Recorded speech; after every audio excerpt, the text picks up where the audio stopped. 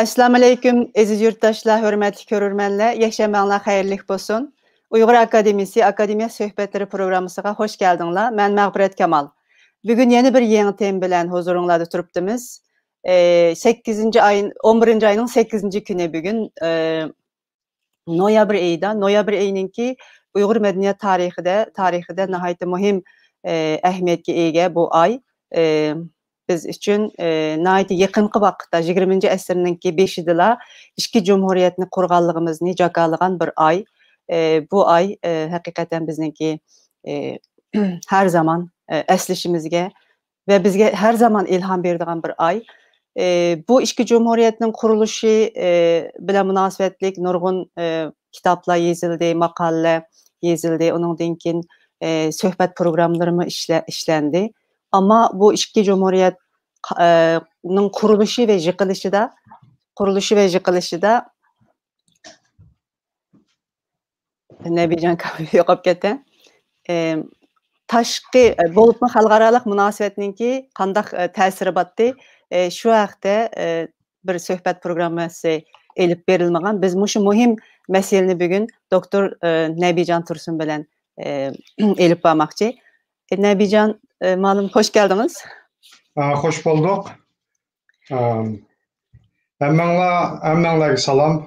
Mag'firat xanım salam sizge. Uzun vaxtda sizin köməyini mənə ikramda görə otdunuz. Didar qənimət deyil. Didar qənimət. Sizinki Uyğur tarix bilan münasibətlik nəhayət yaxşı işlərni qıvatsız.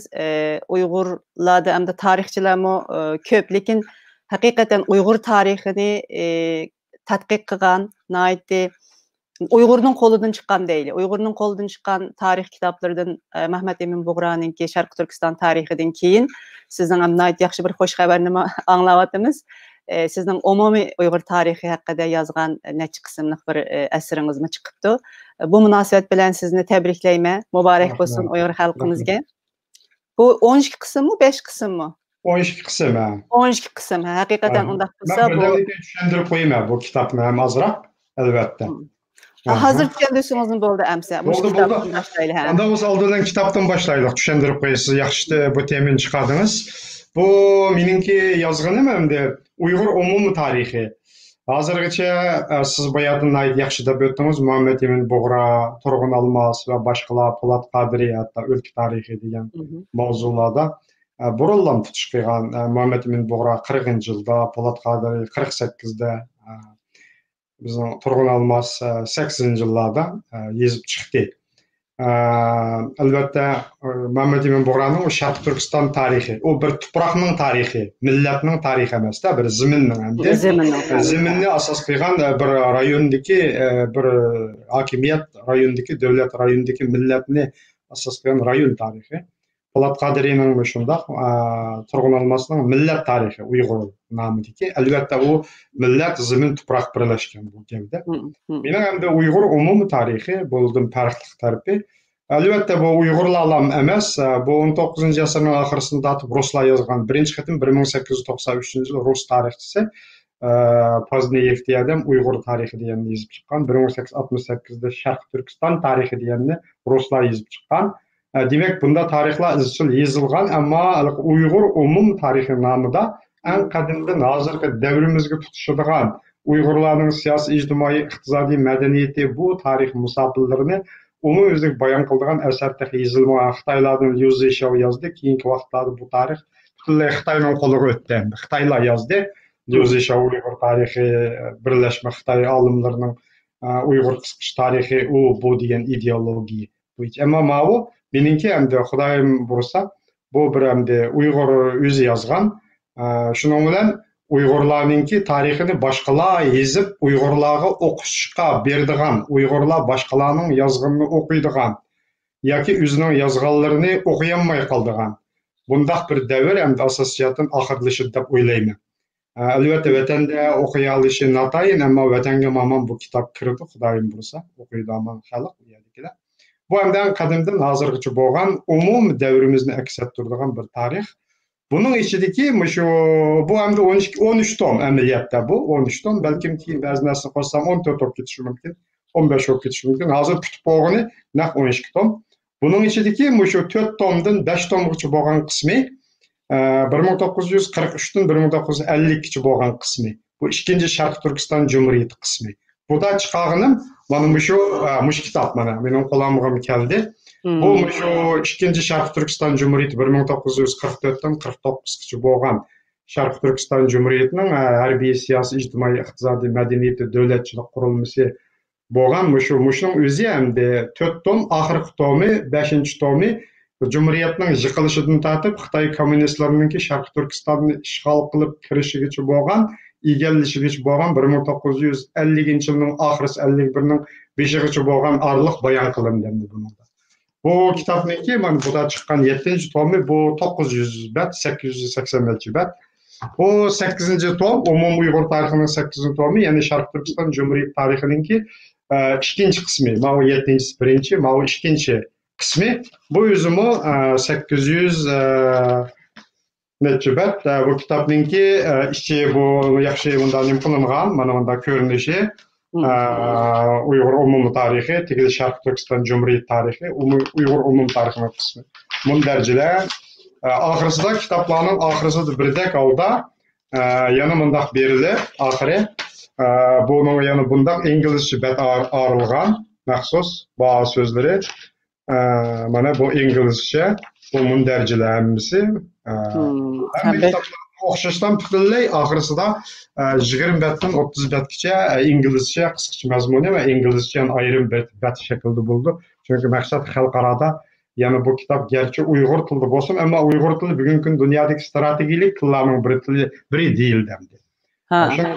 Bir kishilar yana kerak bo'lsa o'zlariga kerakli joyini o'qib, g'arb mutaxassislar foydalanadi. Shu joyni o'zimdan tarjima qildi. Bu shunga oid bir kitap. Keyin yani bu haqda ozroq so'zlashimiz mumkin. Pek yaxshi bo'pti haqiqatan. Onun ustiga bu erkin ideologiya bilan, yani erkin fikrda yozilgan narsa yana boshqacha bo'ldi. Bizning hozirgacha hamda yozgan biz tarafdan chiqayotgan o tarix kitoblari bir ma'lum bir ideologiyaninki besim ostida bo'lg'ashqa hamda ba'zan sen erkin ozoda so'zlamagan ahvolimiz bor. Hamda kitobingizni men erishga tirishimi texi setilishga başlamadı o değil mi? Başlamadı ha. Xudoyim bersa har birisi nayti. Mao 7-tomda mesela şu 880 betlik ve 2. Sharq Turkiston Cumhuriyetininki şu birinchi qismida 1943ning oxiri 1944ning boshlanishdan tortib 19 Sharq Turkiston Cumhuriyeti qurilib, oxirida Ili viloyatining ozod qilib, milliy armiya qurilib, bütün bo'lgan jarayon xalqaro munosabat sovetlarning harakati, Sharq Turkiston xalqining o'zining Uyg'urlarning harakati faoliyatlari bo'lib, shu 880 betlik shu birinchi tomida 1945-yil 4-oylargacha bo'lgan taxminan 6 oylik tarixiy jarayon bayon qilingan. Shuningda Mao 8-tomida 1945-yil 6-7 oylardan boshlab milliy armiyaning Sharq Turkistonning butun Sharq Turkistonni ozod qilish programmasi bo'yicha, g'oyasi bo'yicha kurashni boshlagan jarayonlar butun janubdagi frontdagi voqealar, shimoldagi 3 viloyat tavasidagi Urumchi bosog'isigacha kelgan urushlar, jarayon, tafsilot, anadan keyin xalqaro munosabat, Sovet Xitoy munosabatlari, dunyo munosabatlarining ta'sir ko'rsatish bo'lib 46-yili 6-oygacha bo'lgan oxirgacha bo'lgan mana bu jarayon taxminan 8 oylik jarayon buningda bayon qilindi. Ana buning 3-qismida andin 46-47 bitim vaqti Birlashma Hukumat davri Sharq Turkiston bilan Xitoy tarafining bu siyosiy kurash davri, istiftaksiz kurash davri bu bir bosqich bo'ladi, bir tom tayyor viloyat o'g'in chiqishga boshlaydi. Anadan keyin 4-tomi andin Ahmadjon Qosimiyning o'g'li qaytib 49 bo'lganlikda Manas daryosi bo'yida qaytadan tirkishib turish bosqichi. 5-tomi 49-yilning oxirisidan boshlab Sovet strategiyasining o'zgarishi bilan shuning bilan Xitoy kommunistlarining kelishi bu joyning o'zgarishi Xitoy kommunistlarining qo'liga o'tishi shu jarayonlar bayon qilindi. Buning o'zi bir tom. Buning oraliqda bir tom maxsus Sharq Turkiston Cumhuriyetining davlatchilik qismi. Bu Sharq Turkiston Cumhuriyeti 44dan 49gacha qanday bir davlat bo'lgan. Bunun ma'rif siyosati qandaq, adabiyot qandaq, san'at qandaq, armiya, harbiy siyosati qandaq, savdo iqtisodiy siyosati qandaq, davlatchilik qurilmasi qandaq bir zamonaviy davlat bo'lgan. Onun uchun maxsus bir tom ajratilgan. Davlatchilik tashkiloti Sharq Turkiston Cumhuriyetining. Nəhayət təfsili ki. Bunun da endi davlat degan bu Sharq Turkiston zaten Uyg'urlar qandaq davlat qurgan. Chunki shu vaqtning o'zida bir yoqdan Xitoy armiyasi urush qilib so'qishib, uni mag'lub qilib, ham o'zining davlatini qurib, ham xalqini beqib, qo'sqini beqib, xalqini och qo'ymay, ko'chaga chiqarib o'tmay, askarlarning pulini berib, amandan keyin xizmatchi kadrlarning maoshini beqib, 5 yilgacha baxtiyor qolgan Xitoy hukmronligidagi rayonlardan baxtiyor turmush yaratish ilmidoyi bu bir mo'jiza. Bugungi kunda O'rta Osiyodagi boshqa qarindosh Turkiya xalqlarimizningki va boshqa davlatlarning davlat qurg'aniga 25 yil, 30 yil bo'ldi. Qanchalik jafo mushaqqatlarda o'zini mukammallashtirib bo'lmayapti. Hech kim bil urush janglar bo'lmay turib. Bizning bu 3 il viloyatidan asoslan 3 bu viloyatdan asoslan Sharq Turkiston Cumhuriyatimizda mundaq chiqqancha Markaziy Osiyo xalqlari ichidagi shu vaqtlardagi eng bir go'zal, eng bir qudratli, eng bir mukammallashgan bir davlat sistemasini, davlatning tili Uyg'ur tili shuni qurgan endi. Demak, shuncha bir hokimiyat sistemasini barpo qila olganda. Kimlik sistemleri hatta pasportlardan tatbiq. Yaxshi bir milliy siyosat, yaxshi bir diniy siyosat ilg'or. Hozirgi zamon o'lchamlarga tushadigan diniy siyosat. Hozirgi zamon bugungi o'lchamlarga tushadigan, inson haqlariga tushadigan milliy siyosatlarni bekitadigan-da barobar. Boshqalar uni buzib tashlash uchun harakat qilgan, urush qo'zg'agan, ichki nizolarni paydo qilib. Lekin ularning hammasidan g'olib keladigan, ammo xalqaro siyosat, shu vaqtdagi orqa ko'rinish, dunyo vaziyati va boshqalar bu hokimiyatningki oxirlashishiga sabab bo'lgan omil. Urush bilan emas. Bu albatta bugungi temamizda bu so'zlandi, shu kitobni qo'shimcha qilib qo'ydik. Endi o'z temamizni kelsangiz bo'ldi. Rahmat. Rahmat. Təfsili bir məlumat bo'ldi kitap bilan münasibətlik. Köpünçe yurttaşlarımızmı qandaq kitap deb bəlkəm bunu bilishni xalab turayotgan bo'lishi mumkinki. Endi bizningki vətənimizningki bu tuprağı əzəldən naytımı şanlıq bir tarixə ega deb asaq bo'ldi. Endi bizning atalarımız naytı küçlük dövlətlərini qurub yaşaganki, keyinki vaqtlar, kelgan vaqtda bo'lib 19-əsrdən başlap o zemində faqat Mancularninki qo'lga tushirishi bilan munosabatli emas, hamda u yerda masalan inglizlar ait ko'p tirishib vaqtda missionerlarni avatib, u yerda maktablarni ochdi, doktorxonalarni ochdi. Ularning ba'zi faoliyatlari bo'ldi. Uningdan keyin tashlab etildi. Mushu davlatlar tarafidan tashlab etildi. Uningdan keyin bizning o'zimizningki ba'zi bir ishki sabablar bo'lishi mumkin. Mushu vaziyatda hamda 1933 yılı 1. Cumhuriyet'in kuruluşu, 44. yılı 2. Cumhuriyet'in kuruluşu bu aralıqda xalqarada yani qandaq münasibətlə bu zeminimizdə nemişlərini qıldı. Müşədən başlap sözləyən bolsaq. Boldu. Sözə bəgən bolsanız, hə? Boldu. Rəhmət. Söz sizdəyimiz. Boldu. Rəhmət. Bu endi bizninki bu coğrafiyalik o'rnimiz, ya'ni Uyg'urlarninki bu vatanning coğrafiyalik o'rni cho'qim şu ziyolilar, bilim ahli, hammasi asoslik odamlarga oydin. Bizning coğrafiyalik o'rnimiz nihoyatda bir o'zgacha bo'lgan.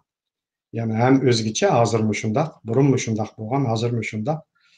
Burunmi dunyoviy cho'ng kuchlarningki tutishadigan bir o'tishadigan nuqtasi bo'lgan bo'lsa, ham bugunmi shundaq bo'layotdi. Bugunmi masalan eng aqallisi Xitoyningki ma'viliqi bir balvoq, bir yo'l degan masalan cho'ng loyihasining o'zi amaliyotda dunyoviy shundoq bir to'qinish tutish bosqichi. Xitoy bizsiz, bizning tuproqsiz bir balvoq, bir yo'l degan bu loyihasini amalga oshira olmaydi. Bizsiz dunyoga chiqa olmaydi. Burunqi okean bilan dengiz bilan o'tadigan davr hozirgi kunda almashdi. Hozir quruqliq tuproq yo'llari shu yana o'xshashlar muhim o'tganlar, cho'ng liniyalar hammasi.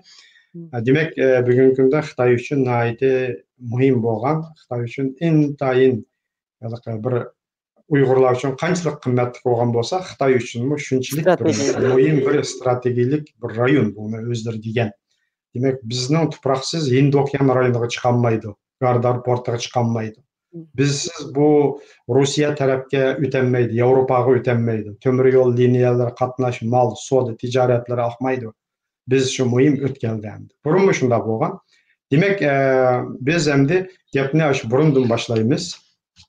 Ya'ni bizning temamiz bugungi kundagi voqealarimiz Yani asaslık 1933-44 yıllardaki şu Cumhuriyet'e sebep olan xalqaro münasebet arx görünüşleri, şu vaqtdagi Sovet-Xitoy münasebetleri ve başka münasebetler hem onunki oldidagi şu münasebetler ve başkalar haqida bo'ldi gap. Shuning uchun biz temamiz ham vaqt e'tibori bilan shu sal cheklanib uchraymiz albatta. Bu o'zine ait cho'ng bir tema, nechilagan kitobning temasi. O nurg'un darslarning, nurg'unlagan leksiyalarninki vaqti, lekin biz buni 1 soatga yetmagan vaqt ichida hamda o'zimizning tushunchamiz bo'yicha, o'zimizning yakunimiz bo'yicha xulosalab chiqamiz. Albatta bu mening o'zimning tushuncham, mening yakunim mutlaq to'g'ri yoki mutlaq hammaninki hal qilg'uchi deb qaramayman.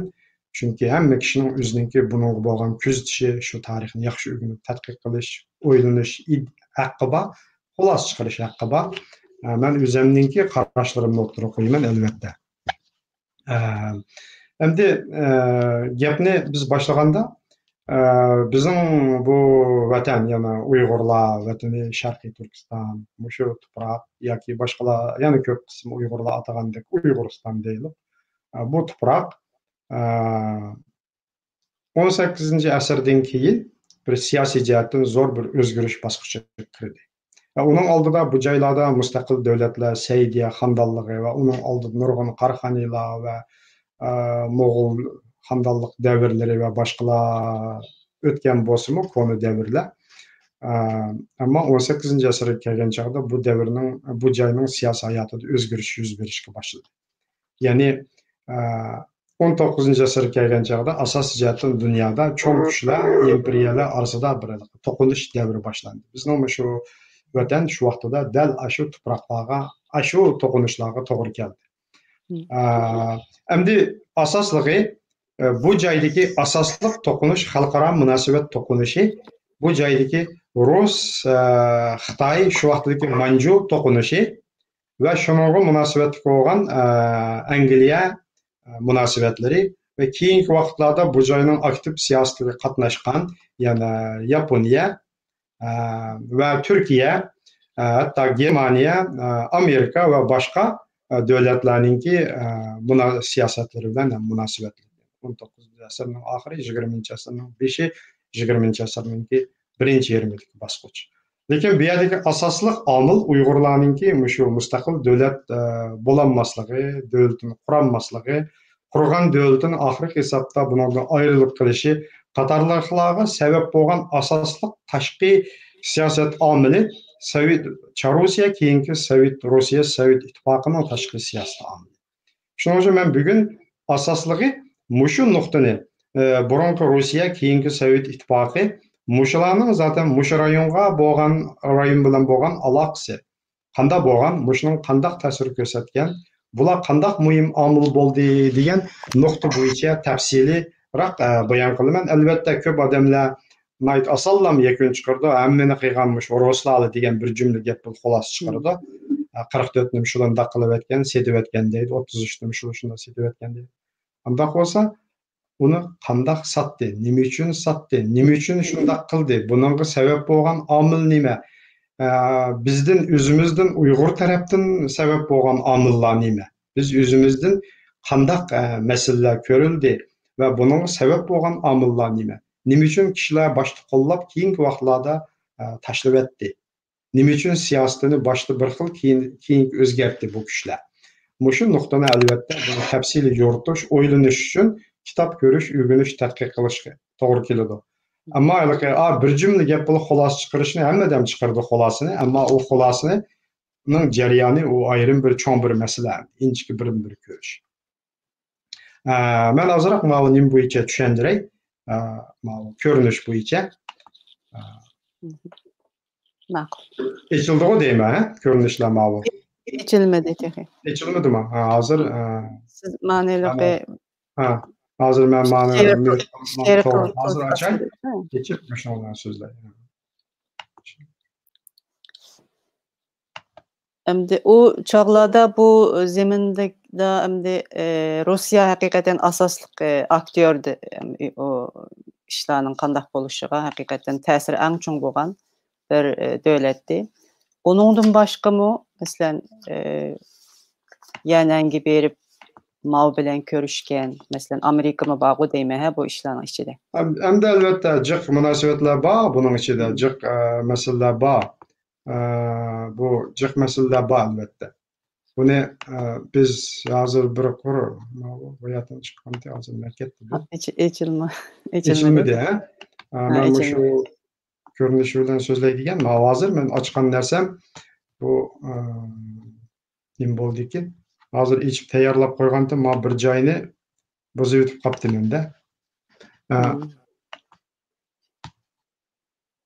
Hozir men mana tushirib o'tib turib bir sekund.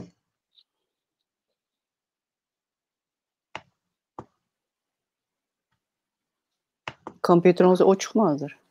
Kompüterim o'chiqda. Hozir men bir sekund. Ayıp buyurmaysizlar, men mana texniklik jihatdan bir o'ngsha olaysan. Ma'qul. Bir sekund hozir.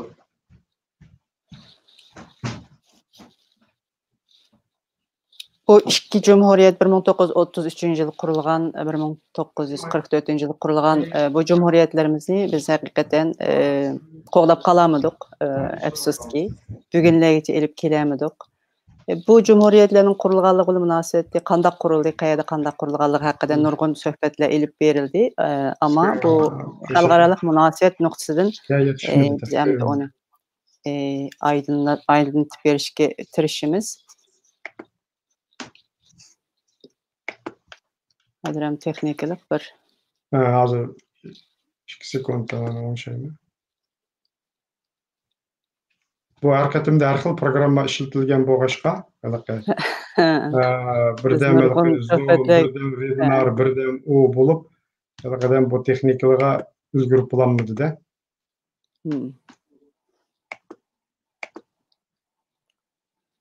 Voy, nayt yaxshi qilgantiq-a? Qilgan hozir hamma to'g'rilab qo'ygan, qarasam bu yana bir yer birini bo'lib ketib qoldi.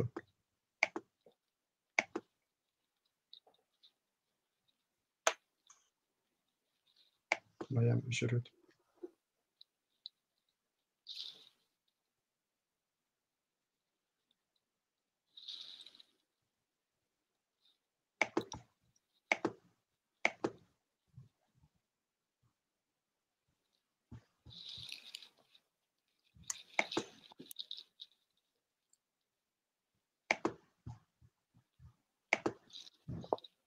Ha, keldi. Keldimi hozir? Bo'ldimi? Ha, bo'ldi. Bo'ldi. Unda bo'lsa men shu gapni nimadan boshlay? O'shandan bayatın bir quru deb o'tdim, bu joyning siyosatiga aralashgan davlatlarni. Oldindan shu nimadan boshlay? Bizning ham atrofimizda shu vaqtda Uyg'urlar bu vatanning atrofida 19-asrdan boshlab asosligi bu joyda bu Markaziy Osiyo rayoni albatta. Hozirgi bu Markaziy Osiyoninki bu ko'rinishi, xaritasi. Buning atrofida ayni vaqtida albatta Qozog'iston, Qirg'iziston, O'zbekiston deydigan undaq davlatlar yo'q u vaqtning o'zida.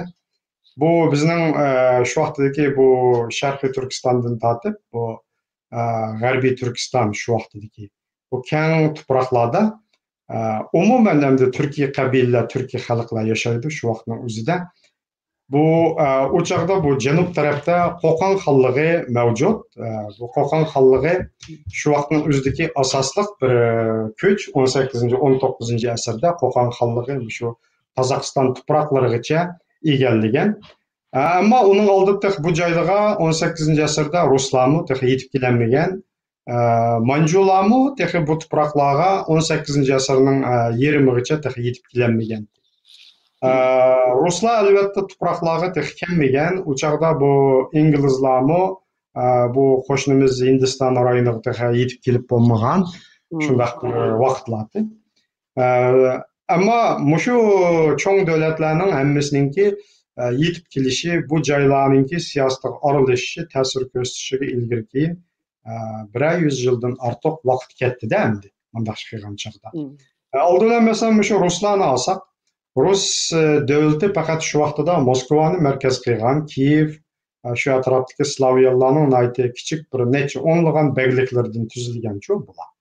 Bular başta Altın Ordu xandallığının hükümranlığı boldu. Keyingi vaqtlarda 16 asırga kelgan chog'da bu Moskva knazligi, Moskva davlati shu atrofdagilar ichida eng kuchayib, qudratlanib 16 asırga kelgan chog'da bu Ivan Grozniyning davrida bu Rus davlati rasmiy cho'ng bir davlatga aylandi, Moskva davlati. Shuningla u atrof kengayishga boshlab, atrofdagi shu vaqtdagi bu Qozon xonligi 1552, Astrakhan xonligi, Sibiriya xonligi deymiz. Bular hamiz turklarning, Turkiy xalqlarning xonliklari shu vaqtdagi. Bularning hammasini egalladi. U vaqtda bu Qrimda Qrim xonligi bor. Qrim xonligi Qrim tatarlarining davlati, lekin ham Qrim u vaqtlarda Qrim tatarlari deydigan gapmi yo'q. Tatarlar deydi, umuman Turkiy qabilalar, yani Oğuz mushu qabilalar bilan zich bog'langan. Yana bir yoqlarida Uyg'urlar bilan bu etnik jihatdan bog'lanishliq bu qabilalar hamiz Turkiy. Bu joylar mush hozirgi Rus tuproqlarida har xil qabilalar shu vaqtda xandonlik qurgan. Ruslar faqat Moskva, Kiyev, shu Litovsk knazligida mush rayonlarga makonlashgan bular. Bu Qrim xonligi shu vaqtdagi eng qudratli xonlikdi. U hatto Moskvaga hujum qilib, Moskvani ko'ydirib tashlab, shu yani to'liq egallash shunday vaziyatlar shakllangan. Keyingi vaqtlarda bu shu xandonliklar orasida ichki to'qinishlar tufaylidan Qrim xonligi chekinib, oxirgi hisobda yana Rus davlati kuchayib, bu 17-asrga kelganda Pyotr I, Pyotr yani ulug' Pyotr deydi. Shuning davriga kelgan chog'da Ruslar rasmiy bir imperiya davriga kirishga boshladi. 1725da bu Pyotr I Rus davlatini qaytadan isloh qilib, bu Yevropaliklardan ko'p narsalarni o'rganib, asosli dengiz qismlarini taraqqiy qildirib, asosli Yevropa dengiz uchun uning yo'linishi kuchlantirib, shuning bilan bo'lgandan keyin O'rta Osiyoga yurish qilishga boshladi. Oldin 1717-yilda Ruslar Bekovich-Cherkasskiy deganning nomida Xiva xonligiga qarshi urush boshlagan, birinchi qatim urush. Lekin bu urushda mag'lub bo'lgan bular. Xiva xonligini bo'ysundirolmagan, Rus qo'shinlarining hammasi tarmar bo'lgan. Ammo O'rta Osiyoni egallolmagan bu vaqtning o'zida. Ammo 1850-yillarga kelgan chog'da bu Nikolayning davrida, Nikolay I'ning davrida Ruslar qaytadan kuchaydi. Bu 1854 shu oralikda Osmanlı imperiyasi bilan urushdi Qrim bu rayonda. Asosli to'qinish Ruslarning o'chog'ida Osmanlı imperiyasi. Osmanlı imperiyasi shu vaqtda Yevropadagi eng qudratli imperiya bo'lganligi uchun bu imperiya asosli shu vaqtdagi Ruslar bilan bo'lgan shu to'qinish shular bilan bo'lgan edi. İran, mush rayonlar, Kafkaziya, mush joylar hammasi Osmanlı bilan Ruslar orasida. Ruslar o'chog'ida izchil ojiz.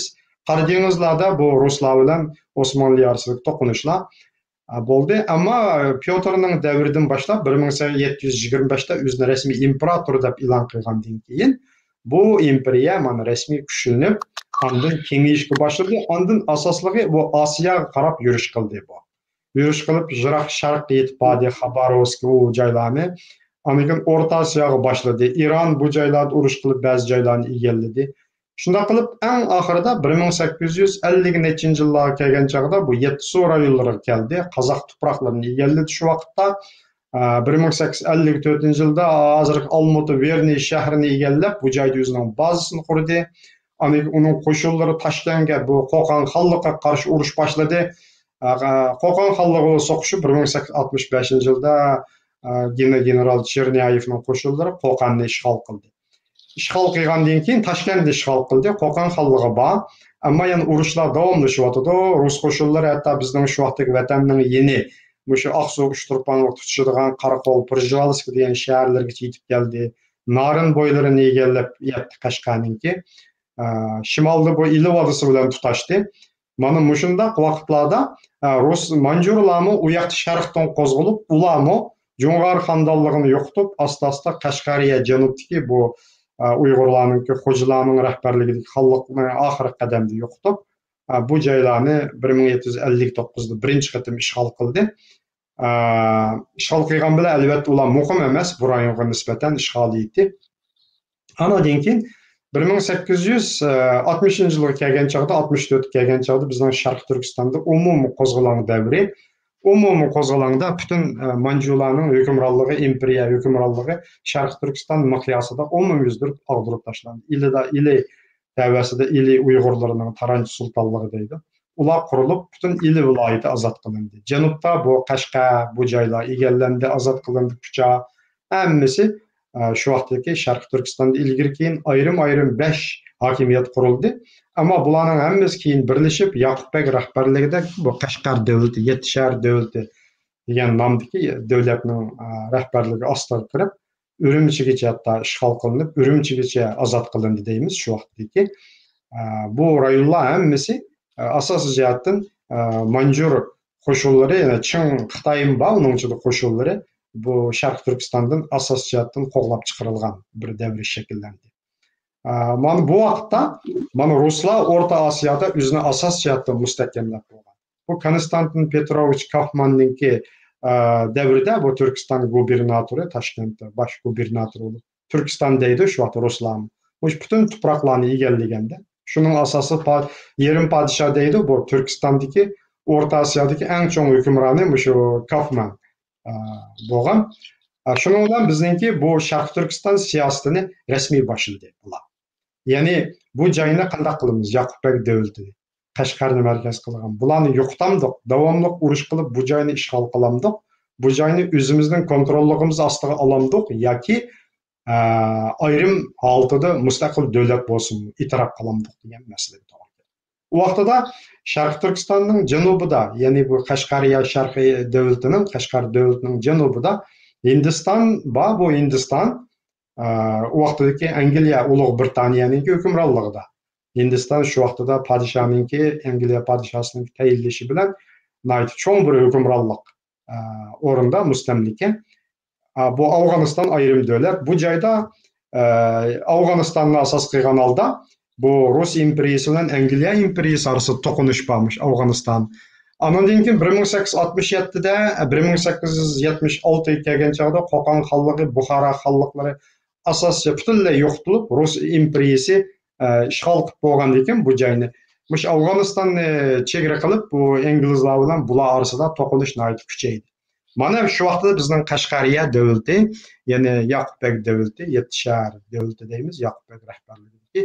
Mana shu vaqtdagi mayaqdagi janubdagi bu Ulug' Britaniya, bu shimoldagi Rus imperiyasi, mayaqdagi sharqdagi Manjur imperiyasi, ularning eng yirqida Osmonli imperiyasidan iborat mushu cho'ng qudratli davlatlarningki bir siyosiy manfaat to'qinishlari ichiga kirdi vaqtning o'zida.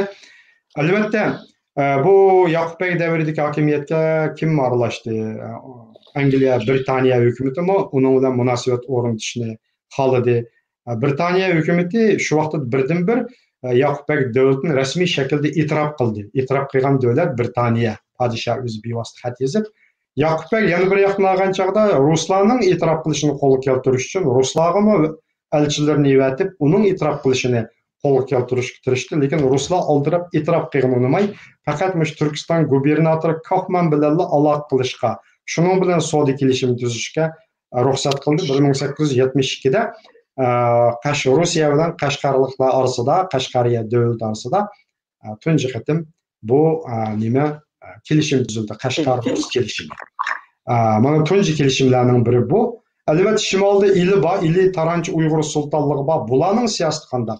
Bu Yettisuni Turkiston shu vaqtdagi yaylaq guberniyasi qaraydigan Kolpakovskiyning komandirligidagi bu Yettisu o'lkasi bor. Bular ili vodisiga hujum qilish masalasiga to'g'ri keldi. Ammo ularda ruslarda o'ylash bo'ldi vaqtlarda. Bu joyni zaten ilini ishg'ol qilamdik, qilmamdik degan masalada. Oxiri ruslar oldirab qaror veremedi. Chunki ayaqda Osmonli imperiyasi bilan bo'lgan urushlar, ular bilan bo'lgan to'qinishlar intayin kuchayotgan. Nihoyat jiddiylashayotgan bir vaziyatga to'g'ri kelganligi uchun u mayaqda Manjur imperiyasi bilan urush qilishni, O'rta Osiyoda urush qilishni, O'rta Osiyodagi siyosatlar muqim emas, yerli xalqning qo'zg'olonlari bor, qarshiliklari bor. Shuning uchun oldirab bu davlatlarga qo'l solmagan. Ikkinchidan, Yoqub Bek davlatini nihoyat kuchli, qudratli davlat deb qaragan ruslarcha dastlabki vaqtlarda uning kuchidan ansirgan. Shuning uchun oldirab Yoqub Bek rahbarligidagi bu Qashqariya davlatiga kuch solanmagan, qo'l solanmagan. Eng oxirida ruslar asta-asta razvedchiklari, jasuslar orqali bu joyning amaliy ahvolini bilib, tushunib bo'lgandan keyin demak Yaqub Bey davlati unchalik qudratli davlat emas ekan, buni xohlagan vaqtda yo'qotish mumkin ekan degan qaror keldi. İli Taranç sultanlığı meselesinde şundaq talaş tartışlar bolğan. Ən axırda 1800 ular Ruslar oldu bilen İli sultanlığını yo'qotishdan başladı işini. 1871 yılı bu Çarusya hükümranlığındaki bu Kazaklarınki Tazanbek degan bir batırның komandırlığındaki bir top Kazaklar İli sultanlığı keçip berip İli sultanlığından panalıq diledi. Pala aqsdan Ruslar qo'g'lab kelayotgan shu panalıq dilegende İli sultanı Allaxon sultan uni o'zining himoyasiga oldi. Ruslar talab qildi, buni qo'yib bizga topshirib dedi. Allaxon sultan topshirmadi. Topshirmagandan keyin Ruslar orasida necha qatim ultimatum bo'ldi. U dedi, musulmonni topshirmaydi dedi shu vaqtning o'zida. Shuning bilan bu kichikgina İli sultonligi qudratli Rus imperiyasi bilan dushmanlashib qoldi. Oxirida Peterburgda necha qatimlab muzokaralar ilib berildi. Qanday qilamiz bu İli sultonligi bizningki g'ururimizga tegyapti. Bu unutmayatıdı. Qanday qilamiz degandan elchivatib oldindan savdo kelishimi tuzayil dedi. Savdo orqali balki yo'l olsak bo'lar, İli sultonligi orqali Xitoyga o'tadigan savdo yo'limizni ochayil degan taklif bilan qilgandan keyin eng oxirida o İli sultoni men sening bilan savdo qilmayman dedi-da shu vaqtning o'zida. Savdo qilmayman deb Ruslarga qat'iy yo'l qo'ymadi. Qo'ymagandan keyin oxiri Peterburgda necha qatimliq muzokara 1871 yil 2-oyda, 4-oyda bu O'rta Osiyodagi bu general Kolpakovskiy deymiz, bu Kaufman deymiz, bular mana general Kolpakovskiy bu İlini ishg'ol qilgan Rus generali. Bular urushqa, bular jang qilib olamiz hamiyani deydi-ku bular. Hech kimdan qo'rqmaydi. Bu nima qilyapti deydi. Biz urushni olayli bular deydi. Lekin Peterburgda bular talash tortish qildi. Davlat mudofaa ministri bilan bu tashqi ishlar ministri, savdo ministrlari. Eng oxirida qaror bo'ldi, osildi deydi. Shuning bilan 1871 yil 5-oyda İli sultonligiga qarshi urush boshladi. Urush boshlab oxiri 20 necha kunlik urush bilan albatta vaqtdagi Uyg'urlar, taranchilar Ruslarga qattiq qarshilik ko'rsatdi.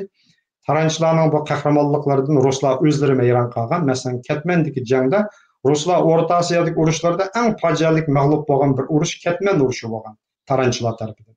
Masalan, Toshkent shahriga qilingan hujumda Rus askaridan ilgari keyin o'lgan odam, yaralangan odam 100ga yetmaydi, 60 necha odam. Ammo Toshkent shahrini mudofaa qilgan Qo'qon xonligining qo'shinlari 15 mingdan 30 minggacha, hatto uningdan jiq odamlar bor. Top zambiraklari bor. Lekin Ruslar u ham tezla olgan. Ammo taranchilar qattiq qarshilik ko'rsatgan. Ruslar ko'zga ilmagan, bu joyni osonla olamiz degan, ammo oxiri mag'lub bo'lib, bu Suydongdek urushda qattiq qarshiliklar bo'ldi. Eng oxirida ondan Ruslar bu joyni bo'ysundirib Allaxon sulton amal bo'lmagandan keyin oxiri butun xalqimiz qirilib ketadi ekan, uning o'rniga bo'ldi deb taslim bo'laydi deb oxirida hisobda taslim bo'lib, G'o'ljining ochqichini berdi. Shuning bilan 1871 yil 6-oyning 23-kuni shu Rus kalendari bo'yicha Kolpakovskiy G'o'ljini kirdi, egalladi. İli 1871dan 81gacha Ruslarning hukmronligidagi bir rayon bo'ldi. Endi bu vaqtlarda albatta Manju imperiyasi bizning Sharq Turkistonda u vaqtda Uyg'ur vatandan butunlay qo'g'lab chiqarilgan. Yo'q ular. Manju faqat Barko'l degan yerga kaplashib qolgan, Barko'lni baza qilib, oxiri shu yerda to'xtab qolgan Qumulvonga va uning o'rni turdi. Bu shimolda yo'q, janubda qo'g'lab chiqarilgan, Urumchi atrofida yo'q, ammiya shu faqat 7 shahar davlati shimolda İlininki qo'lida, keyin Ruslarning qo'liga o'tdi. Shundaq bir vaziyat. Shu vaqtlarda Ruslarning dastlabki 1864-yilda bu rayon qaratgan siyosati qanday deganda 1864-yili janubda Kangkusharda qo'zg'olonlar yuz berganda, qo'zg'olonlar portlaganda, shimolda bu İli Taranch sultonligi qurilib, Manju hukmronlarini yo'qotganda, shu vaqtlarda İlidagi generali, Manju general mahkamasi Çarusya Türkistan gubernatorligidan va bu İli Kaufmandan bu Kolpakovskiydan qayt talab qildi. Bizga darhol qurol kuchi bilan yordam beringlar, bizni qutuldiringlar deb.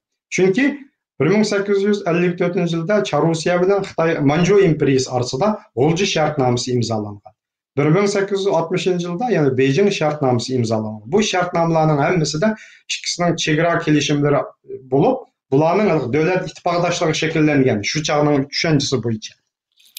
Shu bo'yicha bizga yordam qilinglar degan chaqda Ruslar Qo'zg'olonchilarga yordam qilamdiq, ili bu Uyg'urlarga, musulmonlarga yordam qilamdiq yoki chinliqlarga yordam qilamdiq. Qaysiga yordam qilamiz deb 1864-67da ular qaror bergan. Oxiri ularning qo'llangan siyosati dangliq aralashmaslik siyosati deydi. Ya'ni chetda turib tomosha ko'rish siyosati yoki bir taraf deymiz, Uyg'urcha eng zag'ir til bilan tushundirsak, u chetda turib tomosha ko'rish, ya'ni so'qishib baqsin qani bular nagicha boradi. Oxirida andin bular urushsin, eng oxirida andin ishni o'zimiz bir taraf qilamiz degan siyosatchi bu dunyo siyosatlarda bo'lgan ahvol bu haqda. Aldirab ikki tarafning birisiga ham bosmaydi. Oxirida manjular butunlay qo'g'lab chiqarildi. Qo'g'lab chiqarilgandan keyin bu odamda ruslarning manjularga so'qishib, Manju imperiyasiga so'qishib bu joyni ishg'ol qilishning hojati qolmadi-da. Uyg'urlar, musulmonlar ularni shu vaqtning o'zida zaten yo'qotib berdi bu joyni. Manju imperiyasiz bir holatga keltirdi. Endi navbat shu yerlik musulmon Uyg'ur xalqlari bilan qanday muomala qilish masalasi. Shuning bilan 1871-yilda oxiri andin siyosatni o'zgartib, bu joyni ishg'ol qilish besibli siyosat.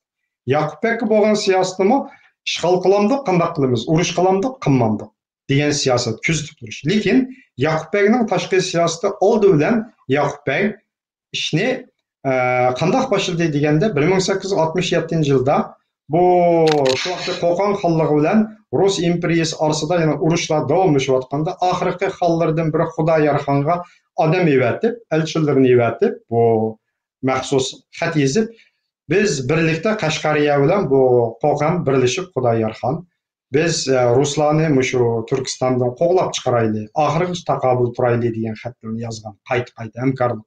Bu xat udul jasuslar orqali Ruslarning qo'liga tushgan. Tushgandan keyin bu ruslar cho'chib ketgan. Bu demak ikki kuch birlashib olsa biz bu O'rta Osiyodan qo'g'lab chiqarilishimiz mumkin ekan degan bular. Oxirida Yaqub Bekka nisbatan ruslarda butunlay ishonmaslik bo'lgan. Yaqub Bek yana bir yoqdan olganda yana Peterburgga odam evatib, Peterburgdan e'tirof qilishni o'zini so'ragan. Ammo bu ruslar bunday ahvolda oldirab ishonmay, e'tirof qilmay, buni chiroyli kutib turgan. Yaqub Bek yana bir yoqdan ruslarga elchi evatib qo'yib, ruslardan qarshi umid yo'q. Shuning bilan bu Hindiston tarafga bu yoqqa odam evatib, Hindistonliklar bilan Hindistondagi bu Angliya taraf bilan ko'rishib, uning e'tirof qilishiga kirishgan. 1868dan boshlab oxirida Angliya taraf ular bu joyni biz e'tirof qilaylik. Qashqariya eng yaxshisi shu bizningki ta'sir doiramizda bo'lsin deb Forsythning boshlamchiligida oldivanliqi Sean Robertman shuning boshlamchiligida keyin bu Forsythning rahbarligida vakillarni evatib Yaqub Bek bilan kelishim tuzdi. Shuning bilan Yaqub Bek bu Angliya imperiyasi bilan munosabat o'rnatdi. Shu vaqtning o'zida Angliya imperiyasi bilan bu Osmonli imperiyasining munosabati yaxshi. Chunki u Rus imperiyasiga qarshi turish uchun Osmonli imperiyasi oxiri Konstantinopol deydi, endi ruslar shu Istanbuldan ayrilib qilish Rus qo'shinlari uning yeniga kelib yo'qotib o'tish xavfiga duch kelgan chog'da Angliya bilan London bilan ittifoqdoshlik munosabat o'rnatib Berlin shartnomasidan keyin shuning bilan o'zining nimasini qo'lganda shu vaqtning o'zida. Shuning uchun bu Angliya bilan bularning orasida munosabat bor, hamkorlik bor. Osmonlimi bu aloqa qilishni boshladi. Oxiri Angliya bu Qarxonlar sulolati nima Yaqub Bek davlati o'zini Osmonliga tava deb e'lon qildi. Xutbada podshohning nomida xutbada o'qidi namozlarni. Bayroqlarni hatto o'xshash shaklda bo'ldi. Osmonlining harbiy mushovirlari kelib yordam ko'rsatdi. Ma'lum sonda qurollarni evatdi. Bular bo'ldi Osmonli bilan bir ayrim bir munosabat. Bu munosabatlarning hammasi Yaqub Bekning yana bir yoqdan olgan chog'da bu davlatningki tezdan yo'qolishiga sabab bo'lgan bir omillar bo'ldi. Chunki bu ahvollarning hammasini ruslar bilib turdi. Angliyami garchi ittifoqdoshlik yaxshi munosabat bo'lsa-mu, ammo bu joyni Osmonlining hukmronligi ostida bo'lib, yana vaqti kelsa Angliya bilan bu orasida ya'ni yoshirin raqobat borda, dushmanlik. Bu Angliyaning qo'g'lab chiqarilishini xohlamaydi. Ruslar albatta bu urush qilayotgan 12 qatim urush qilib bo'lgan shu vaqtimizda Osmonli bilan bu joyda bu joyning bir Osmonliningki bu joyni asos qilib O'rta Osiyo oq tarafdan Rus imperiyasiga uradigan bir baza qilishni ular texnik qiladi. Mana mushundaq bir vaziyatda bizning Yaqub Bek ashundaq bir siyosiy o'yin o'ynab, hammasi yana bir yoqdan Manju imperiyasini urush qildi ekan degandiki, uning sulh tuzishga odam emas. Yaqub Bek asosli sulhchi, uning aloyidligi bu odamniki. hammani Sülye bilan bir taraf qiladi. Oxirgi hisobda bu Sülyelar oqmidi, e'tirof qilmadi hech qaysi, bo'libmi ruslar. Eng oxirida Xitoy Manju imperiyasi Zozongdan qo'shin chiqarib bu joyni ishg'ol qilish 1875-yil hujum boshlaganda Angliya imperiyasi maydonga tushdi rasmiy. Bu joyni saqlab qolaylik deb mustaqilligini. Ruslarga tavsiya qildi, Rus imperiyasiga. E'tirof qilaylik ikkimiz birlikda, ikki davlat e'tirof qilsa qolgan kuchlar aralasholmaydi. Ammo ruslar rad qildi Angliyaning bu talabini, e'tirof qilmaymiz deb. Eng oxirida 1876-yil London yana bir qatim talab qildi. Talab qismi ruslar qo'shilmadi, qat'iy biz e'tirof qilmaymiz birlikda deb. Eng oxirida shu Qashqariya davlati yo'qolish oldida Angliya imperiyasi oxirgi qatim ruslar qo'ygan talab, Manju imperiyasi qo'ygan bu Qashqariyani bir o'rtadagi davlat, betaraf davlat shaklida saqlab qolaydi. Hech kim chiqilmaydigan mandaq dedi, lekin ruslar qo'shilmay aksincha Zozongtan qo'shinlarining bu joyni ishg'ol qilishiga qarab turdi. Eng oxirida hatto Zozongtan qo'shinlarini ochliq bilan ta'minladi, ochliqlarni setib olib, ularning o'zini jonlantirishiga. Shu vaqtda Angliyaning ba'zi shirkatlari Zozongtan bilan savdo jihatdan kelishim tuzib, uning iqtisodiy ba'zi yordamlarni berdi. Shu vaqtning o'zida bu Zozongtanning shu Manjular bu joyni ishg'ol qilish uchun iqtisodiy jihatdan qiynalgan, ikkiga bo'linib ketgan ikki qismda. Li Hongjiang guruhi bilan bu joyni olamdiq, ammandiq. Nurg'un pul ketdi degan. Shu pullarni u bankadan bu bankadan qazib ishlatganda bular oxirgi hisobda bu joyni ilib. Umuman Rusya sotib olgan bo'ldi yani. Bu joyning hammasi mana 19-asrdagi bu ruslarning siyosati, qanday siyosat desangiz, mana mushunda qiliq bir siyosat bu. Oxiri bu joy ilinib bo'lgandan keyin ondan ruslarning ondan taqdiri yana bir masalaga duch keldi. 1878-yil Qashqariya davlatini Manjular ishg'ol qilib bo'lgandan keyin Zozongtanning qo'mondonligidagi asosiy Xitoy qo'shinlari hamda Xunabli qo'shinlar ishg'ol qilib bo'lgandan keyin bu Zozongtan endi men ruslarga ilini bo'shatib chiqib berdi-da. Ilini bo'shatmasang urush qilaman deb tahdid soldi. Shunda ruslar buningdan cho'chidi. Ruslar qo'shinlarni yo'tkab keldi bu joyga. Ikki taraf orasida urush vaziyati shakllandi. Hatto Zozongtan 200 ming kishilik qo'shinim bilan o'sha Narinlarni ishg'ol qilaman deganda, ondan bu ruslarning eng chong qo'qqini bu Zozongtanning orqasida Angliya bor deb qo'rqidi-chu ular yana. Bütün texnikler, harbiy xodimlar shular, qo'rollari shulardan keladi deb qaraydi. Yolg'iz Zozongtan Manju qo'shinlari urushmaydi biz bilan deydi ular. Selishto'g'an chog'da ruslarning qo'shinlari faqat mush Ili, Yetsu vodisida, Narin atroflaridagi butun bor qo'shinning soni 10 ming atrofida, ammo Zozongtanning qo'shinlari 200 ming degan qo'shin tayyorlaganda, shuni ruslar oxirida o'ylashib, biz mayli shu Manjular bilan kelishim tuzish orqali, shartnoma tuzish orqali ilini qaytarib bersak, qaytarib beramiz yoki sotamiz bularga yoki yerini bo'lib olamiz deb tavsiya qilgandan keyin 1879-yili mashhur Livada shartnomasi imzolandi. Qrimdagi Livada Char podshoning Nikolay II ordisi bu. Sarhiy mana shu Qrimda. Buningda Angliya nima Xitoyning Manju imperiyasining Chongxo degan vakili bilan Rusninki Bejindagi elchisi bu Evgeniy Butsov va Rossiyaning tashqi ishlar ministri Gris bular orasida shu ili shartnomasi, Livada shartnomasi deydi, kelishim tuzib, shu kelishim bo'yicha mana Livada shartnomasi bo'yicha ayrilgan joy Ili vodisininki o'chaga janubni bo'lgan, Manjular qayta ishg'ol qilib bo'lgan Xitoylar Zozongtan qo'shinlari. Bu Ilininki kelishim bo'yicha shu Tekas daryosining janubidan tortib bizning shu janub o'tadigan muzatqichi bo'lgan, taqqichi bo'lgan shu joy mana ko'rsanglar bunda siziq. Mushu joyning yerimi Mayak Qo'rg'as daryosi, hozir Qo'rg'as daryosi ma'lum. Bu Qo'rg'as daryosiningki tarafida hozir Qozog'iston borda, u joyda Qozog'iston deydigan davlat yo'q. Davlat yo'q, Qirg'iziston deydigan davlat yo'q. Unda stallar yo'q u joyning o'zida. Bu joydan mana chegaramoq Qo'rg'as daryosining bu joyi tehi bekitilmagan. Mana Mushadin G'uljining Mushadin bo'lib bular mushu daryoning mush tarafidagi Tekas daryosi tuvanga bunda tushdi-ku bu liniya, Ili daryosi qo'shib. Mushu joyni baza qilib, mushu joyning hammasini sizib chiqib ketib, ma tarafini beraylik degan. Mushu shartnomaga Chongxo ma'qul degan. Ma'qul degandan keyin bu Manju o'rsida nayt g'ulg'ul bo'lgan bu Zozongtan bu guruhdagilar bunga qarshi chiqib, bu vatanni sotdi deb o'lim hukm qilgan uningga. Şunun bilan eng ahırda bu Manjula ordusu qarşı chiqib qo'shilmagandan keyin bu shartnomaga ruslar ikkinchi xil bir shartnomani tavsiya qilgan. Mana bu Alaxon Sultan bu ruslar 7 so'g'a akitib buni Olmutga o'rinlashtirgan Uyg'urning shu vaqtdagi sultoni. İli Sultan Alaxon Sultan axir. Şu vaqtning o'zida bu talash tortishlarda eng ahirda bu kim o bu Xitoylar axir Manju imperiyasi ya biz bunun qo'shilmaymiz deb shu vaqtdagi Manju imperiyasininki Londondagi Parij mush joylarda turadigan yana bir elchisi bor Zhengjizi degan. Bu Zhengjizi degani bu Zengofan degan shu vaqtdagi dangliq Xitoyning eng cho'ng g'arbning yordami bilan beyg'on pul topgan, g'arblashgan adamlar. Bular Xitoy endi, bular Manju emas, bularchi bu kishilar. Manju ordusida shu vaqtda Manjular va Xitoylar shakllanib bo'lgan. Albatta Xitoylarmi bu Manjular uchun xizmat qilgan. Keyingi bu Sunjongsanlar bularning hammasini Xitoycha Nusay deb ataganda, Manjularninkiga setilgan xayillar deb atagan bu Li Hongjianglarni, bularni, Zozongdanglarni hamma hozir qahramon qilib oldi bular albatta. Shu vaqtning o'zida bu Zhengjizi qayta so'zlashib, shuning bilan Peterburgga kelib, qaytadan bular talash tortish qilib, shuning bilan eng oxirida 1881-yil 2-oyda İli shartnomasini imzoladi.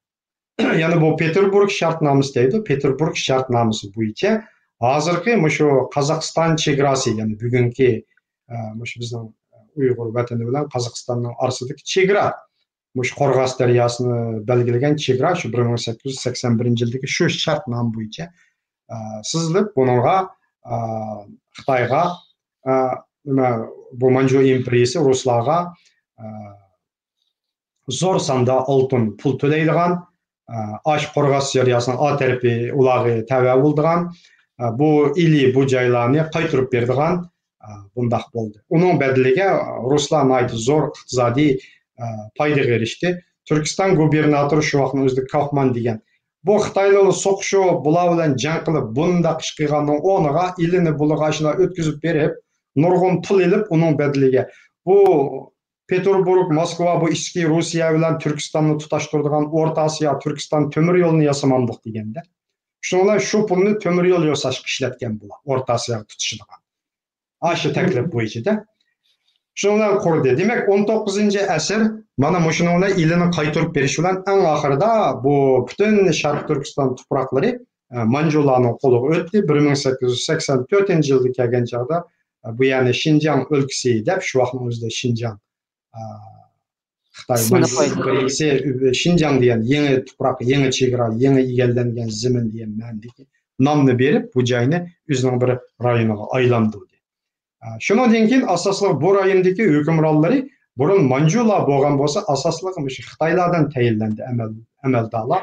İli general mahkamasini Manjularning burun uni bekor qilyapti. Shuning bilan bu albatta ichki siyosat Manju imperiyasininki o masala ayrim tema, uni ham albatta so'zlaymiz desak, uning jiq gap ketdi vaqt. Hozir biz o'zimizning 50 minutni ishib ketdi. Shu hamda hozir bu 19-asrlar ketdi. Yana bir 20 minut so'zlaylik endi bugun ham aman so'zlab to'q, 20-30 minut baribir. Aman so'zlab to'q bugun. Endi 19-asr mana shunda ketdi. Yana aralıqda nurg'unlagan detallar bor, nurg'un talash tortishlar bor, nurg'un xalqaro munosabat bor. U chaqda cho'ng o'yin deydigan bir atalg'i bor. Angliya, Rossiya, Germaniya, Avstriya, Vengriya imperiyasi mushlar qatnashgan ulug' o'yin deydi, cho'ng o'yin. İngilizce Great Game deydi. Bu cho'ng o'yin bizning shu Sharqiy Turkiston shu vaqtdagi Uyg'urlar vatani tuproq Qashqariya mush zaminlar shu cho'ng o'yinninki ichidagi eng muhim bir rayon bu. Mush o'yinlar mush joyda to'qnashuvlardi imperiyalar orasida. Demak, 19-asr mushuninglar o'tdi. Eng oxirgi hisobda bu Charusiya bu joydagi asosli hal qilg'uch kuchga aylandi. Manju imperiyasi bilan bu kelishimlar tuzildi. Kelishimlar tuzilib, bu Sharq Turkistonda bu savdo iqtisodiy jihatdan zo'r manfaatga erishdi. Ya'ni boj to'lamay savdo qiladigan huquqlarga erishdi. Manju imperiyasi İli shartnomasi bo'yicha rus savdogarlarining bu Sharqiy Turkistonda savdo qilishiga bu shu vaqtdagi Uyg'urlar diyorining vatanining shimoli va janubida Qashqar konsulxona qurish, 5 konsulxona, Andan keyin soda qilganda rus sodigarlari hech qanday Manju imperiyasiga boj to'lamaydi-ku bular. Mandaq bir huquq imtiyozlarga erishdi. Shuning bilan nurg'un tatarlar, o'zbeklar hatto Rus imperiyasiga bizning vatanga kelib, Urumchi u joylarda o'rinlashib, Rus sodigarlar bo'libmi, tatar o'zbek sodigarlar keyingi vaqtlarda bizdagi 30-yillarda, 20-yillarda beyib ketgan bir qism tatar boylari bor. Bularning hammasi mana mushuningdan chiqqan, mushuningdan ilingan paydichu bo'liqi. Bular hammasi Rus tavalligidagi odamlar bo'lganligi uchun bular hammasi haqsiz, boysiz soda qiladi. Bizning yerlik Uyg'ur boylari mollarini shuluq o'tkazib, foydalanish uchun shuluq o'tkazadi. Shuning bilan ular beyib ketgan. Ruslar shunda imtiyozlarga erishdi. Albatta, Sharqda Manjuriya masalasi va yana 1904-5da yaponlar bilan urushda mag'lub bo'lib, Manjuriyada Ruslarning qo'g'lab chiqarilishi masalasi va Port Artur joylarda. Sharq Manjuriyalik temir yo'l masalasi va bu ayrim tema. Albatta, buning hammasi Sharq Turkiston bilan bog'lanishli masala bu to'qinish. 20-asrga kirgandan keyin bu joy asosiyatdan ruslarning qo'lida bo'ldi. 1917-yilda Rossiyada bu Birinchi dunyo urushininki oxirlash bosqichida Rus imperiyasi parchalanishga yuzlandi. Podshoh og'dirildi. Oxirida Oktyabr inqilobi degan siyosiy o'zgarish yuz berib, bolsheviklar hokimiyatni egalladi. Shu vaqtda endi bolsheviklar hokimiyati qaytadan bu O'rta Osiyo sharq siyosatini yangidan tanishdi. Demakki, endi 20-asrga kirdik. 20-asrning 5ida bu Sovet Rossiyasining siyosati qanday siyosat bo'lgan? Bu Sharq Turkistonga, bizning qo'shnimizga bo'lgan siyosat. U vaqtida 1918-yili bu Rus Lenin hokimiyati bilan bu Antanta davlatlarining dushmani bo'lgan Germaniya orasida Brest-Litovskiy kelishimi imzolanib, ittifoqdoshlik munosabati shakllantirilgandan keyin germanlar bilan butun Angliya qatorliq bu Amerika qatorliq Antanta davlatlari kirdigan Xitoydan bosh shu vaqtda bu davlatlar Ruslar bolsheviklarga qarshi turdi. Hatto Sharqdan qo'shinlarni kirgizdi, yaponlarni qo'shin kirgizib Bayqal ko'llari bo'ylarigacha yetib keldi. Sovet imperiyasi hatto qaytadan yiqilish bosqichiga to'g'ri keldi. Ichki urush portladı 1918-20 oralig'ida. Shu vaqtda Sovet Rossiyasining siyosati butun dunyoda inqilob qo'zg'ash bo'libmi, shu musulmon xalqlarni qo'zg'ash O'rta Osiyoda ularga yordam qilish deydigan. Shularni qo'zg'ash orqali Hindistonda inglizlar qarshi, Afg'onistonda va boshqa joylarda, Turkiyada bu Osmonli oxir xatarga uchragan chog'da bu Mustafa Kamalga yordam qilib, Mustafa Kamalning inglizlar qarshi urush qilib, o'sha joylarni qurtilish urushlari deymiz, yordam qilib, oxirgi hisobda Sovet Rossiyasi o'zini qo'llash. Shunlar hammasi ittifoqdoshlik munosabati bo'ldi. Shu vaqtda Uyg'urlar masalasi qaytadan chiqdi. Shu vaqtda bu O'rta Osiyoda Uyg'urlarni Sovet Rossiyasiga tayinib, mustaqillikni qo'lga keltirish, ozodlik qurish, ideyasini turg'izish bir fikrlari tashkilotlar qurildi. Shu vaqtda bu Sovet Rossiyasi hukumatimi Turkistonda shu Sovet Avtonom Jumhuriyati edi, Buxoro Xalq Jumhuriyati, Xorazm Xalq Jumhuriyatlari qurilgan vaqtning o'zida ayrim. Shu vaqtlarda bu Latish millatidan bo'lgan bu kimo, mana ma'vo, Yanus Rudzotak boshchiligidagi bu Turkiston komissiyasining boshlig'i. Bular Qashqariya, Jung'ariya deydigan ikki mustaqil jumhuriyat qurib, bu Xitoylarni bu joydan qo'g'lab chiqarib o'tish kerak degan bir loyihani o'tirib qo'ydi. Uyg'ur tashkilotlari Abdulla O'zbaqiyevning rahbarligida 21-yil Toshkentda qurultoy ochdi. Bularning g'oyasi o'sha joyda Uyg'urlarning bir inqilobini qo'zg'ab, o'zining mustaqil davlatini qurish. Mayli sotsialistik ramka ostida bo'lsin, mayli qanday ramka ostida bo'lsin, bir inqilob qo'zg'ab, mustaqil bir hokimiyatni qurish bu davlat. Ruslarmi oxirgi hisobda bu joyga yordam qilish uchun ularning niyati Sovet Rossiyasining Angliya, Hindistonda harakat qo'zg'ab, inglizlarni Hindistondan qo'g'lab chiqarish, Afg'onistonda o'zining ta'sirini qo'zg'ash. 1914-yili hatto shu vaqtdagi Sovet Rossiyasining Kommunistlar partiyasining rahbarlaridan biri Trotskiy bu Qashqariya orqali Hindistonga yurish qilish harbiy loyihasini o'tirib qo'ygan. Yani Qashqariyada mustaqil davlat qurg'izish oldi bilan, ondan bu joyni baza qilib, bu joydan Hindistonga yurish qilib, Hindistondagi inglizlarni yo'qdi. Shu vaqtdagi Sovet Rossiyasining birinchi raqibi Angliya, Hindiston, Antanta davlatlari. Antanta davlatlarining raqibi Sovet Rossiyasi. Bundaq choralarni qo'llangan. Ammo 21-yildan keyin bu Rus imperiyasi Sovet hokimiyatidagilarda jiq talash tartish oldu. Biz bunda dünyadan yat kaldırılgan, yegana kaldırılgan altımızı özgertip, en yaxşısı biz dünya bilen ittifaqlashish, dünya inqilobi şuarımızdan vaz keçip, çoğun devletlerinin itiraf kılışını qo'lga keltirishimiz kerak. Şunun ayakta şu vaqtdagi Shimoliy militaristlar hakimiyeti. Ulu bilan Xitoylar bilan vakillar umriga batib, ular bilan munosabat o'rnatishga urindi. U vaqtda Sun Jung-san janubga berib olgan Guangdongga Sun Jung-sanga maxfiy odam evatib, uni kuch ko'tib Xitoylarni ikkiga bo'lirlikchi u chaqda uning bilan ittifoqdoshlik o'rnatdi. Oxirida shu Xitoy hokimiyatiningki e'tirof qilishini qo'lga keltirish uchun bu Checherim boshchiligidagi tashqi ishlar ministri boshchiligidagi bir qism guruh bor, Karxanyan deganlar, Qarxan. Bularning taklifi bilan Rus Sovet hokimiyati Sharqiy Turkistonda Uyg'urlarning inqilobini qo'llamaslik, bir mustaqil davlatni qurishga yordam qilmaslik, eng yaxshisi bu joy shu Xitoy militaristlarining qo'lida turish, uning o'rniga Xitoy davlati bilan, shu vaqtda Xitoy Jumhuriyati bilan ittifoqdoshlik munosabat o'rnatish, Xitoy davlatininki bu Manjuriya Yiroq Sharqni Angliya va boshqa davlatlarning, Yaponlarning besib kirdigan bazasiga aylantirib qo'yishidan saqlanish degan siyosatni bekitib, oxirgi hisobda bu qurbon qilindi. Uning o'rniga bu Guangxi Jiang Kaishini yordam qilib, Jiang Kaishini qurollantirib, Sun Jung-sanni Huangpu harbiy maktablarini qurib, qo'shin adam evatib, shimolga yurish qilib, butun Xitoyni egallashiga yordamlashdi. Ammo 27-yilda shunchaki yordamlarni bersa, Jiang Kaish o'xshashlar Sovet Rossiyasidan yuz o'rib, bu asosligi bu g'arb bilan yaqinlashdi, siyosatni o'zgartirib, shundan bilan munosabat o'zgardi. Ammo bizning vatanda u vaqtda Yang Zhengxin deydigan mustabid aldamchi bir Xitoy militaristi bor. O ilneyrang taktikalari jiq Uyg'urlarga aydin. Uningdek ilneyrangchi Xitoylar hamda tarixda kamdan-kam uchraydi. Shu 17 yil Uyg'ur xalqini aldab, har xil usul bilan papilab, bu aldash jarayonlarini men so'zlamasam, jiqqanlarga aydin. Bir-biriga qanday selish, bir-birini qanday bo'lish, qanday aldash, qanday taktik qo'llanish aydin. Yang Zhengxin shumi birinchi siyosati u Jiang Kaishi qanday munosabatni bulsin, men Sovet Rossiyasi bilan buzmayman. Bu joyni saqlab qolishning birdan-bir omili ruslar bilan munosabatni buzmaslik degan siyosatni yurgizganda.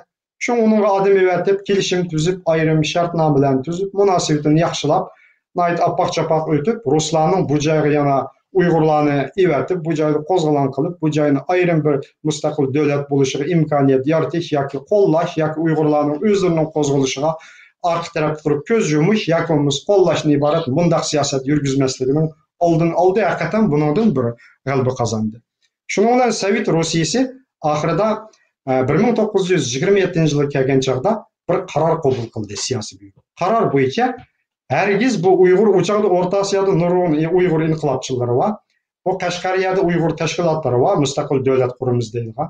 Ular Sovet hokimiyatidan ba'zi umidlarni kutuglik, hargiz bunday yordamlarni qilmaslik, hargiz harbiy xodimlarni kirgizmaslik, tashkilot qurgizmaslik, mana bu Abdulla Ro'zboqiyev deganlarning faoliyatlari bor shu Qashqariyada davlat qurish. Bularning harakatlarini qat'iy cheklash deydigan bir qaror olgan. Tunji 21-yili birinchi qatimliq qaror Toshkent qurultayidan keyin 6-oyda Uyg'urlarning mustaqil davlat qurishiga yo'l qo'ymaslik, Leninning boshchiligida Qashqariya, Jung'ariya davlat qurishni hozircha plandan qoldirish, kun tartibdan hozircha qoldirish albatta vaqtning o'zida. Hali uzil kesil emas. Yana uni yana bir ikkinchi bosqichga olib qo'yish vaqtida 27-yili qo'llamaslik qarori berdi. Ammo 31-yilga kelgan chaqda yana munosabatlar jiriglashdi. 31-yilga kelgan chaqda bizningki Qumul tog'laridan Xo'janiyaz hojim boshchiligida birinchi qatimliq Sharq Turkiston umumiy milliy ozodlik, mustaqillik inqilobi boshlandi. Bu inqilob tezdan Qashqa, janublarga kengaydi. Xotamda Muhammad Emin Bog'ra boshlamchiligi tashkilot qurilib, ular Xotamni ozod qildi. Qashqada bu Temirbek rahbarligida Qashqa asosiyatning qo'zg'olonchilar qo'liga o'tdi. Umuman 33-yilga kelgan chaqda bu joylar hammasi qo'zg'olonchilarningki Uyg'urlarning qo'liga o'tib bo'ldi. Ammo 31-yilda Qumul tog'laridan qo'zg'olon boshlanib kengayayotgan vaqtida Sovet Rossiyasi yana bir qatim bir siyosatga to'g'ri keldi. Qanday qilish kerak? Bu joyni shu milliy ozodlik harakati degan ibora bo'yicha qo'llash kerakmi yoki Xitoylarga tutib berish kerak? U vaqtdagi Sovet Rossiyasining jakalagan siyosati dunyoga ezilgan millatlarga yordam berish, ezilgan millatlarni qo'llash ularning siyosati. Şu vaqtdagi siyosat. E'lon qilgani musulmonlar bo'lib Afg'oniston u bo'lib shu gapni deb turgan kurashgan chog'da. Ondan Sovet hokimiyatining kommunistik internasionalning nurg'un odamlari va Qashqa u yerda maxfiy kirgizgan. Ular hammasi doklab yo'llab bu joydagi inqilob bir mustaqillik, ozodlik inqilobi, ya'ni kambag'al ezilgan xalqlarning inqilobi, biz mush inqilobni qo'llashimiz kerak degan bir loyihalarni yo'llagan. Yana bir guruh odamlar bu joydagi inqilob bir pan-turkistlarning, pan-islomistlarning harakati, bir diniy harakat, biz buni qo'llasak bo'lmaydi, prinsip uyg'un emas degan. Ammo kommunistik internasionalning yo'llagan dokladlarda bu joy milliy ozodlik inqilobi hech qanday bunday boshqa bir ideya emas. Bu odatdagi xalqning, emgakchi xalqning inqilobi, bu joyga qo'llab yordam berish kerak degan loyihada ching turgan kommunistik internasionalning odamlari. Shu vaqtning o'zida bu Sovet Rossiyasining, Sovet hukumatining O'rta Osiyo byurosi bor partiyasining, bu O'zbekiston u bo'laning hammasini shuli boshqaradi. Uning boshlig'i Karl Bauman degan odam bo'lgan kompartiyaning birinchi sekretari. Birinchi qatim Latish millatidan bo'lgan bu Rodzotak Qashqar Jungar Jumhuriyat qurish loyihasini o'tirib qo'ygan bo'lsa, ikkinchi qatim yana bir Latish millatidan bo'lgan bu Karl Bauman. Bu o'xshashlar bu Qashqariyadagi Şinjandagi inqilob, bu mustaqillik, ozodlik inqilobi, yerli xalqlarning milliy ozodlik harakati buni qo'llash kerak deb Moskvaga loyiha sungan. Lekin Moskva 31-yilga kelgan chog'da Jingsho'rin bilan ayrim savdo kelishimi tuzib, Jingsho'ringa qurol berish, aeroplanlarni berish, uningdan savdo jihatdan foydalanish haqida kelishim hosil qilgan. 33 kelgan chog'da yana davomli holda bu loyiha noroziliklar kelib chiqdi, ikki qismda ikki bo'linib ketdi. Eng oxirida 33-yilga kelgan chog'da Sovet Rossiyasi Kompartiyasi Markaziy komiteti qaytadan bu masalani o'ylashib, eng oxirida 1933-yil 27-iyun kuni Varshilov davlat mudofaa ministri shuning boshlig'ida bir komissiya qurib, bu inqiloblar bu joyliklarni bir tekshirish guruhi qurgan. Bular tekshirib, eng oxiri sungan dokladi bu joydagi inqilobni qat'iy qo'llamaslik, yordam bermaslik. Bu joyda hatta Yaponlarning qo'l tiqishi mumkin. Iroqda Manjuriyada bu masala chiqdi. Manjuriyani Yaponlar egalladi. Manjurgo davlat qurildi. Bu amaliyotda Yaponlar bu joyni baza qilib kelgusida bizga hujum qilishi mumkin. Bizningki Manjuriyadagi temir yo'llarimizni butun egallagan huquqlarimiz hozir Yaponlarning qo'liga o'tib ketdi. Yaponlarning bunday bir plani va Majunning bulash Yaponlarning qo'l chumoqlari. Eng yaxshisi biz bu joyda hech qanday mustaqil bir hokimiyatning qurilishiga yo'l qo'ymasligimiz kerak. Anonimdan bir qism yani vakilleri Ürümçi'den doklad yollab qat'iy qo'llamaslik, agar biz qo'llab qolsak bu joyni biz boshqarolmaymiz degan. Asosliq omil Yaponiya omilidan qo'rqqan bular. Angliya bilan chunki 31-yilda bular orasida kelishim tuzilib bo'lgan 24-yili bularning orasida do'stlik kelishimi. Angliyadan ancha qo'rqmagan. Ba'zi manbalarda Angliyadan qo'rqdi deydi, lekin Angliyadan ancha xotirjamsizlanmagan bular. Eng oxirida shuning bilan bu 1933-yili 7-oyning 31-kuni siyosiy buyruq qaror qabul qilib, qaror bo'yicha 12 moddalik qaror bo'yicha bu joyda hech qanday mustaqil davlat qurishga yo'l qo'ymaslik. Bu yerda Sharq Turkiston Jumhuriyati bo'lmaslik, boshqa bo'lmaslik. Aksincha, Sheng Sisayninki boshlig'idagi bu Urumchi hukumatini qo'llab, uni qo'rollantirish. Bu joyni Xitoy birinchi moddasi Xitoyning hukmronligida qoldirish, Xitoydan ayrilishga yo'l qo'ymaslik degan modda va birinchi qaror, birinchi moddasi. Shu bo'yicha Sheng Sisayni qurollantirdi. Endi bizningki Uyg'urlar shu vaqtning o'zida shu programma bo'yicha 33-yilning bu 8-oylarida amaliyotda Sharq Turkiston Islom Jumhuriyatininki dastlabki shakllanib bo'lgan shu vaqtning o'zida 33-yil 11-oyning 12-kuni kelgan chog'da rasmiy Sharq Turkiston Islom Jumhuriyati Qashqarda rasmiy e'lon qilindi.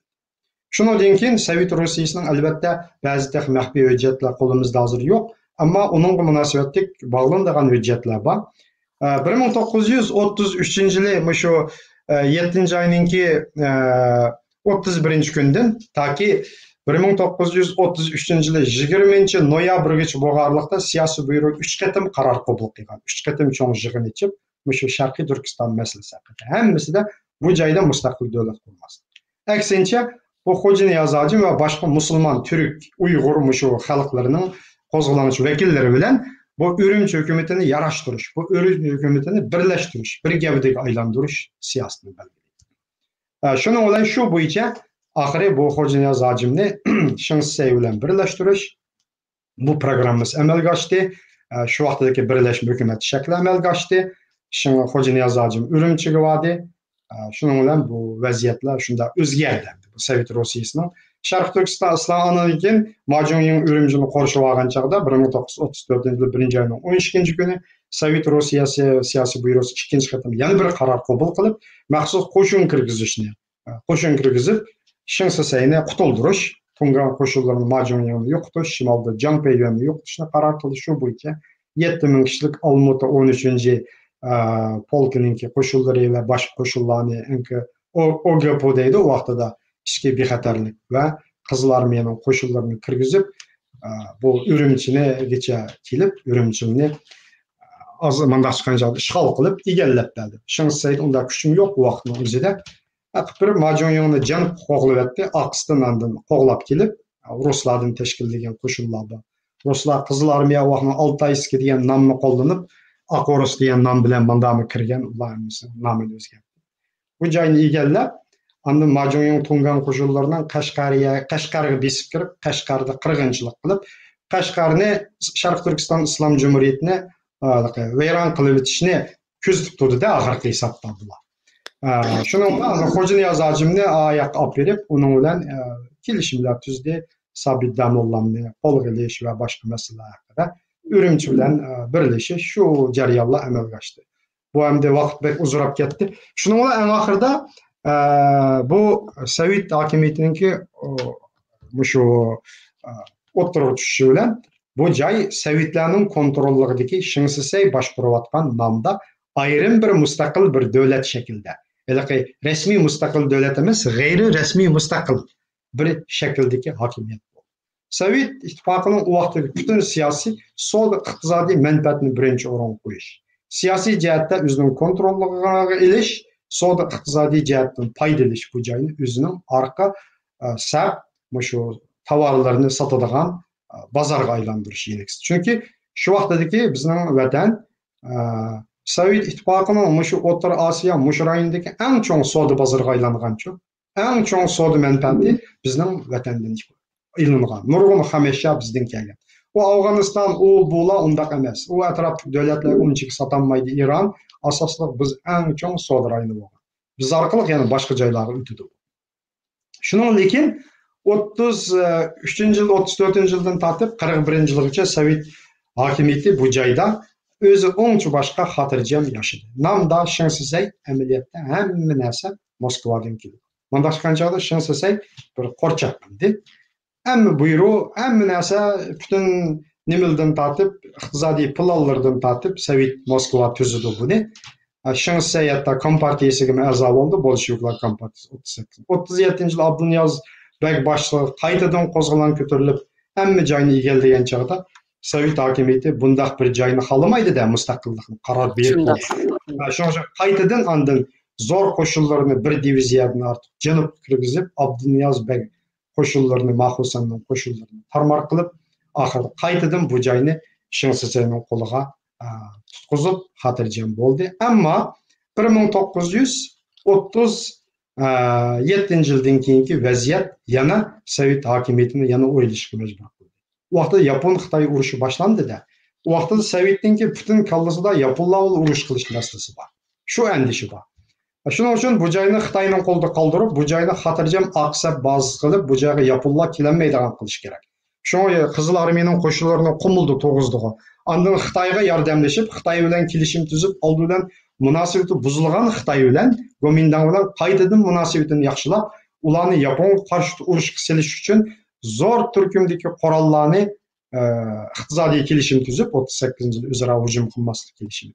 Bizning mush tuproq orqali Lanjuga tutashtirib, Lanju orqali Gomindan qo'shinlarga yetkazdi. Taki 38-yildan boshlab 41-yilgacha to'shildi. 14 ming dona pulemot, 80 necha aeroplan, nurg'un zambirak, har xil miltiq, o'q-to'ra, 5 mingdan ortiq Sovet armiyasi qo'shinlari bu urushlarga qatnashdi. Biz mundaqchigan chog'da Sovet hukumatining shu vaqtida Xitoylarning Gomindanning Yapon bilan urushadigan aqsa bazasilik rolini o'ynab berdik-da. Mushu joydan o'tdi. Chunki u joy bu joy Sovet hokimiyati uchun tinch bir rayon bo'lishi kerak. Agar yaponlar u chog'da German urushi boshlanmagan, u vaqtning o'zida agar yaponlar bu joyda g'alaba qilsa, Manjuriyadan o'tib butun sharqiy rayonlarimizga urdi deb o'ylaganda ular. Bu xotirjamchilik uchun bizni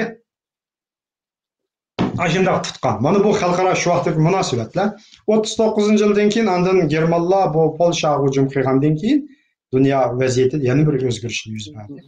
U chog'da xalqaro munosabat boshqa. 41-yilda andan Germanlar rasmiy Sovet ittifoqiga hujum qildi. Hujum qilgandan keyin 41-yilda shu vaqtdagi bu nimaning arsida bu Şengsisey bilan Sovet ittifoqi orasidagi munosabat qaytadan o'zgarishga boshladi. Ya'ni 41-yilda, 42-yilga kelgan chog'da bu Jiang Kaishi bilan Şengsisey birlashdi. Sovet ittifoqining bu joydagi butun manfaatlarining hammasini chekladi, qo'g'lab chiqadi, bu zavodlarni taqadi, aeroplan stansiyasi, aeroplan zavod qurgan, ularni taqadi, bu nimadagi maytog'dagi neft ishlab chiqarish zavodi vati, ularni hammani taqadi, o'tkazib berdi, Xitoylik setib berdi. Shuning bilan Sovet ittifoqining bu ta'sirini 43-yilga kelgan chog'da butunlay qo'g'lab chiqadi. Gomindanning qo'shinlari Sharq Turkistonga kirdi. Shu vaqtning o'zida tunji qatim 43-yili Xitoy markaziy hukumati, Xitoy ya'ni Junxua Mingo hokimiyati rasmiy shaklda Sharq Turkistonda o'zining hukmronligini tiklandi. Uning oldigacha bu joyda hech qachon mustaqil shaklda tiklayolgan emas. Bu joy yana ayrim militaristlarningki qo'lida, Sharq Turkiston Islom Jumhuriyatining qo'lidagi rayon bu 33dagi. 43dan boshlab egallab, bir yilga qolmay yana baribir ilida Sovet hokimiyati, Sovet hukumati endi qaytadan Sharq Turkiston inqilobiga yordam berish, inqilobni qo'llash, harbiy evatish, hamma jihatdan qaror.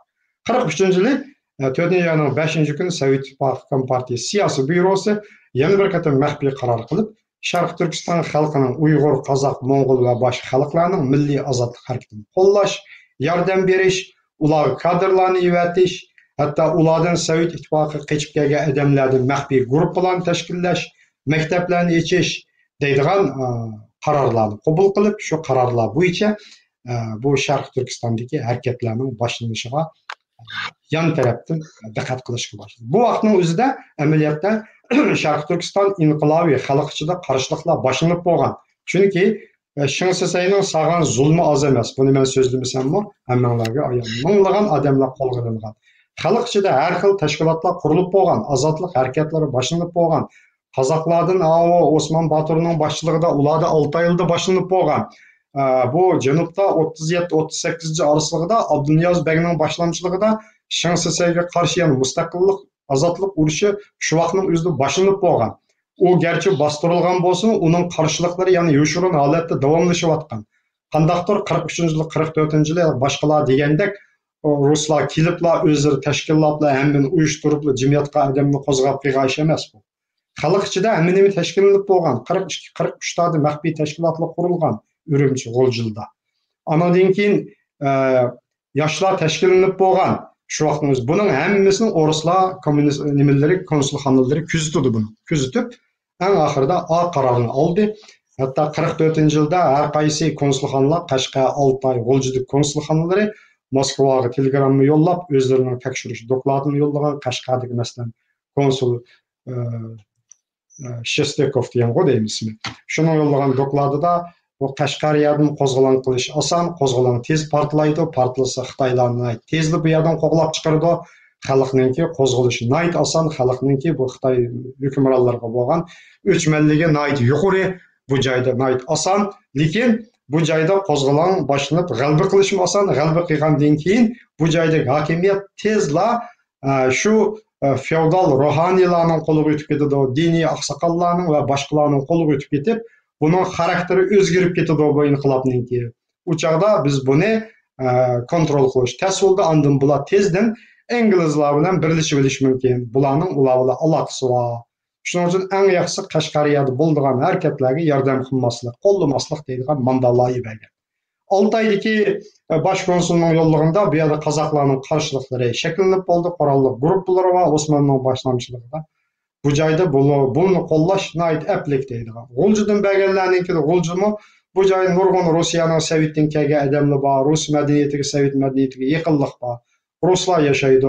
Bu joy eng qolaylik degan. Şunlar aşındaq kuzatishlar orqali G'oljini asos qilgan ili vodisidagi qo'zg'olonninki muvaffaqiyat qozonoladiganligiga, uni qo'llasa, buning bir unum bo'ladiganligiga ruslar ishinib, bu ili vodisidagi harakatga qo'l tiqqan.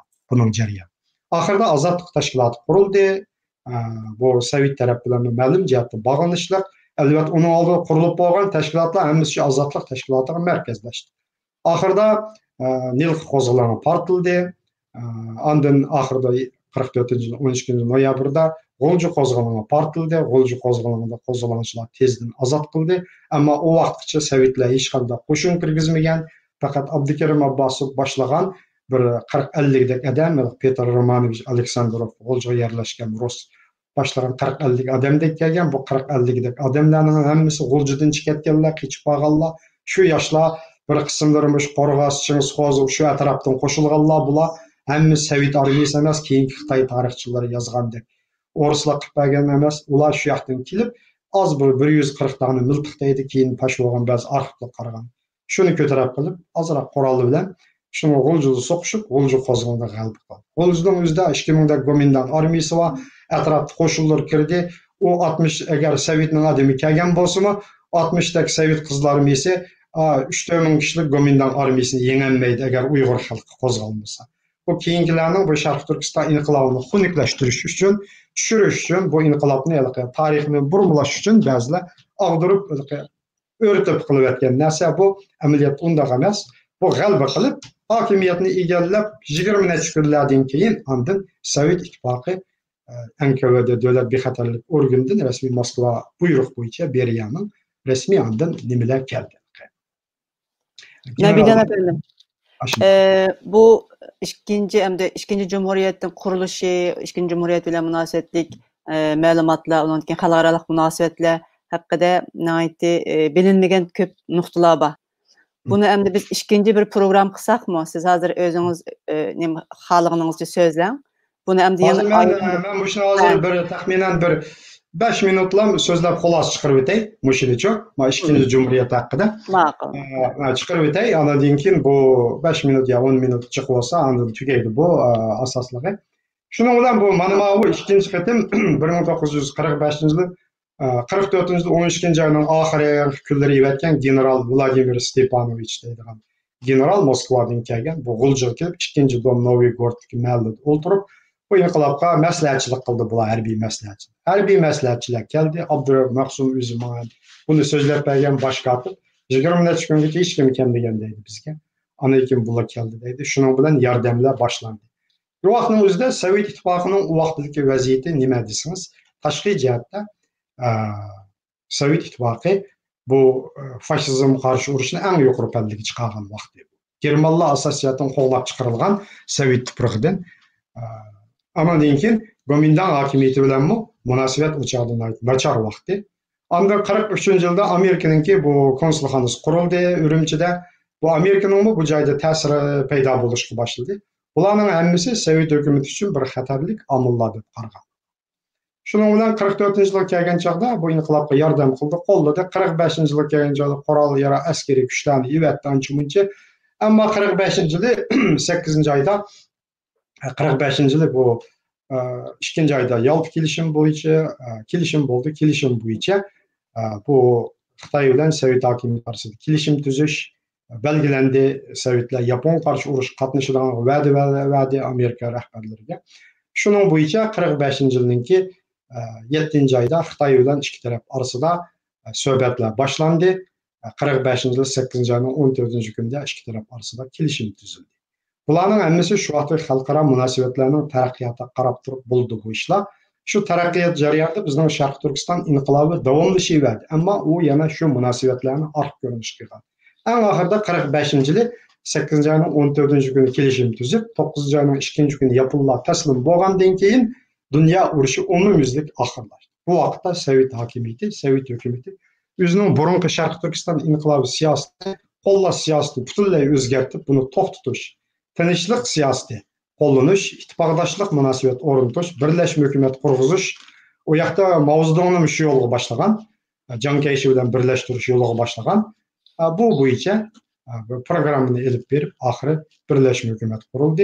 Ama birleşme hükümetinin bir yıl bozuldu, bir yıl bozuluşunun akısı, bir yıldan keyin bozuluşunun akısı da yani ne bat edirseniz şu vaxtdaki dünya vaziyeti. Sovet Xitay münasebetlerindeki özgürüş. Dünyada bu soğuk münasebetler uruşunun başlanışı var. Muşundan taraf turup Sovet hakimiyeti özünün siyasetini belgiledi. En ahırda 49. yıllar olmuş şu vaziyet ahırlaşıp bu Amerika, Angliya başlık Sovet İttifakı bu faşizm karşı ittifaktaşlar arasındaki münasebette soğuk münasebetler şekillenip Sovet İttifakı bu Amerika, Angliya katarlıq devletlerinin menfaatiga bütünlüğe karşı bir siyaset kullandı.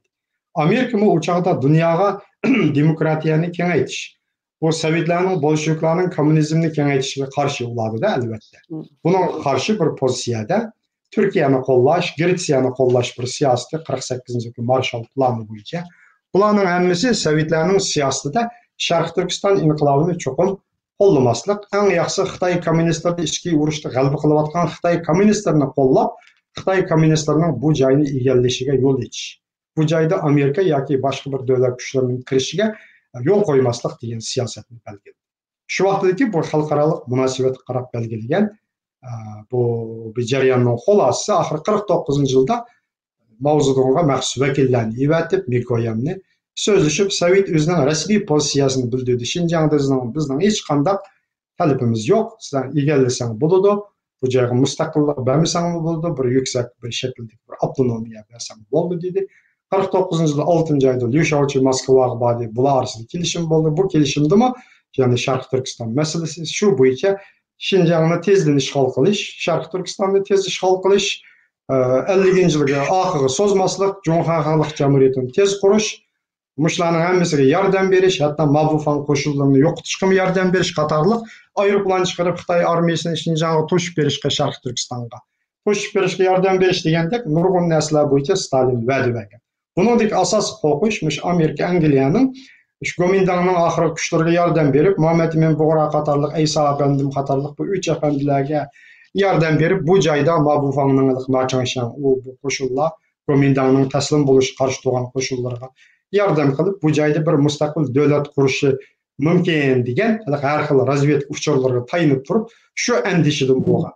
Agarda bu Amerika bu joyga kirsa, Angliya ta'sir bo'lsa, bu joyda shunday bir hokimiyat qurilsa, Qashqa bu janub taraflarda bu joyni kontrol qilgani bo'lmaydi deydi oxirgi hisobda. Sovetning oq tarafiga bir to'sqinlik rayoni shakllandi.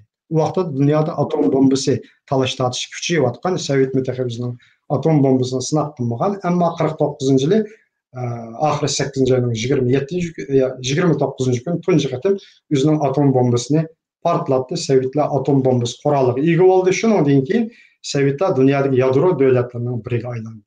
Anikin 50. yildan keyin andin siyosat shu vaqtdagi Sovet ittifoqi uchun Xitoy kommunistlar eng muhim ittifoqchi edi.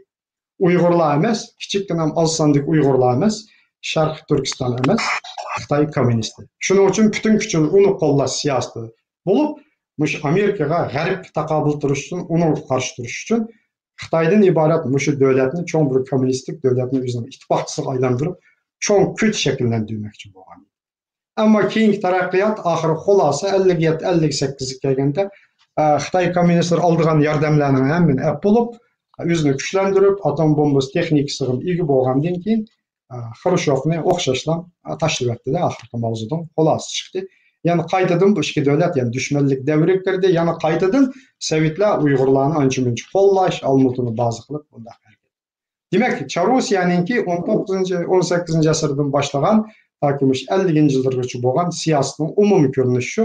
Uning bu siyosati bizga chiqargan siyosati, uning tashqi siyosati bilan munosabat edi, tashqi strategiyasi bilan munosabat edi. Boshqa imperiyalar bilan bo'lgan va boshqa davlatlar bilan bo'lgan, mush rayon bilan bo'lgan munosabatlarni belgilaydi. Umumiy ko'rinish mana shu 100 necha yillik tashqi siyosat bizning shu vatan bilan munosabatlik tashqi siyosat ko'rinishi mana shundan iborat. Bizning milliy armiya Sharq Turkiston bu oxirgi hisobda buning hammasida shu Sovetlarninki og'dirilishi, yo'qolishida Sovetlarning shu ta'sir omili, qarorlari shu muhim bir omil bo'ldi. Asosli shu hamda Bopmu ikinci Cumhuriyetine ait mükemmel bir şekilde özlerinin kanununu, özlerinin hatta kimliklerini, pasaportlarını mı çıkarıp olan mükemmel bir devlet kurulup olan dep qarasaqım boldu endi. Onun mu? İkinci Cumhuriyetninki pasportu çıkmagan.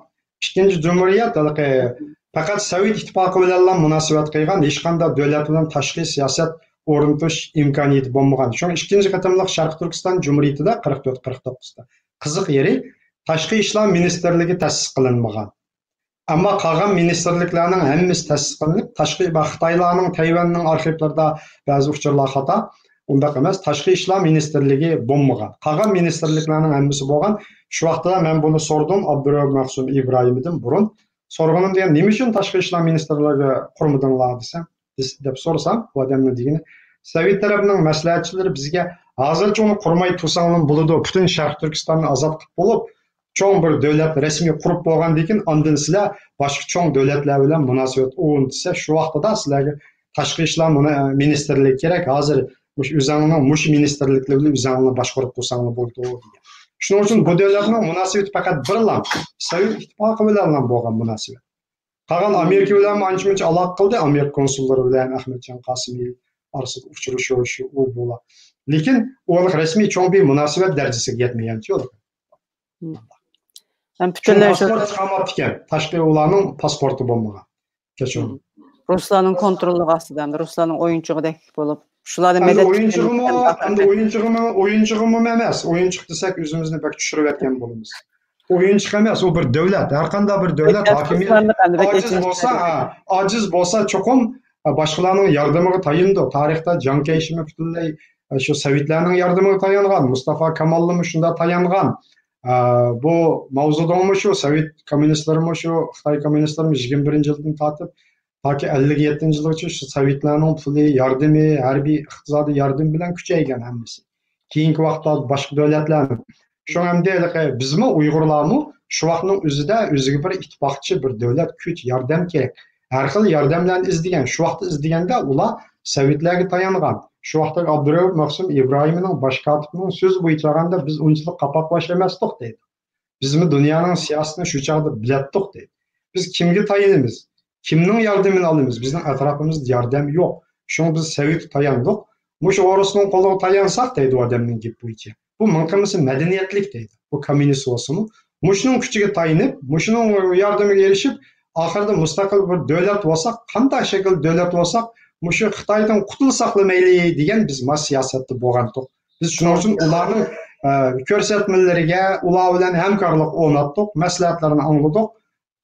Shu angladik hammasini keyin, lekin ular bu va'da hammasidan keyingi vaqtida yenib oldi, strategiyasini o'zgartdi, ammo biz kuchsiz qoldik. Biz ularning gapini anglamaslikqa mumkin emasdi. Agar uni anglamasak, uni bilan urush qilishga to'g'ri keladi. U chog'da biz Xitoy bilan urush qilamdik, Sovetlarning qizlarimiz bilan urush qilamizmi? Kim bilan urush qilamiz u chog'da biz? Shuning uchun ular bizni sen mustaqil bo'lmaysan demadi. Toki 49-yilgacha eng oxirida anadan keyin biz deb vaziyatni tushundik. Shuning uchun ular aniq gapini qilmadi, faqat siyosatlarni o'zgartirib turdi deydi taktikasini bizga. Biz ularning maslahatlarini qabul qildik. Shu vaqtda buni tushundik. Bizga mavzudonni eng oxirida akab bergandilar, ondan deb shu vaqtda buni asli niyatim to'liq shu vaqtda tushundik. Bizni yana umidlantirib qo'ygan deydi. Shung Ilhon To'rami, Ahmadjon Qosim hammamiz biz o'xshashlam shu Sovetlarning yordamiga tayangan deydi. Boshdan tortib. Biz tayanmay boshqa kimdan tayanamiz deydi. Bizni kim berdi deydi. Turkiya yordam beralamdi deydi shu vaqtning o'zida. Yana boshqa birisi beralamdi, atrofimizda kim bor bizga yordam beralaydi? Kim yordam berdi? Yordam beraman deb tursa shu bergandikin tayanmay nima qilamiz? Biz unga tayanmay biz o'zimiz oldimizga nima ish qila olamiz? Gomindanning 100 minglagan armiyasi va eng ilg'or qurollari bor. Ular bilan so'qish kerak, o'q-dorilar kelish kerak, zambiraklar kelish kerak. Uning hammani o'ljab bo'lguncha, shu tayyor bilan urushimiz deydi. Oxir shulardan maslahatchilar keldi, harbiy maslahatchilar harbiy ishlarni o'rgatdi bizda, harbiy generallar, harbiy mutaxassislar bo'lmasadi. Shular maslahatchilar o'rgatdi. Charusiyaning burungi ofitserlar ular o'rgatdi. Ulardan askar oldik, ular komandirlik qildi. Shuning bilan bizmi o'rgandik harbiy ishlarni, keyin bizdanmi komandirlar keng kuchadi chiqdi.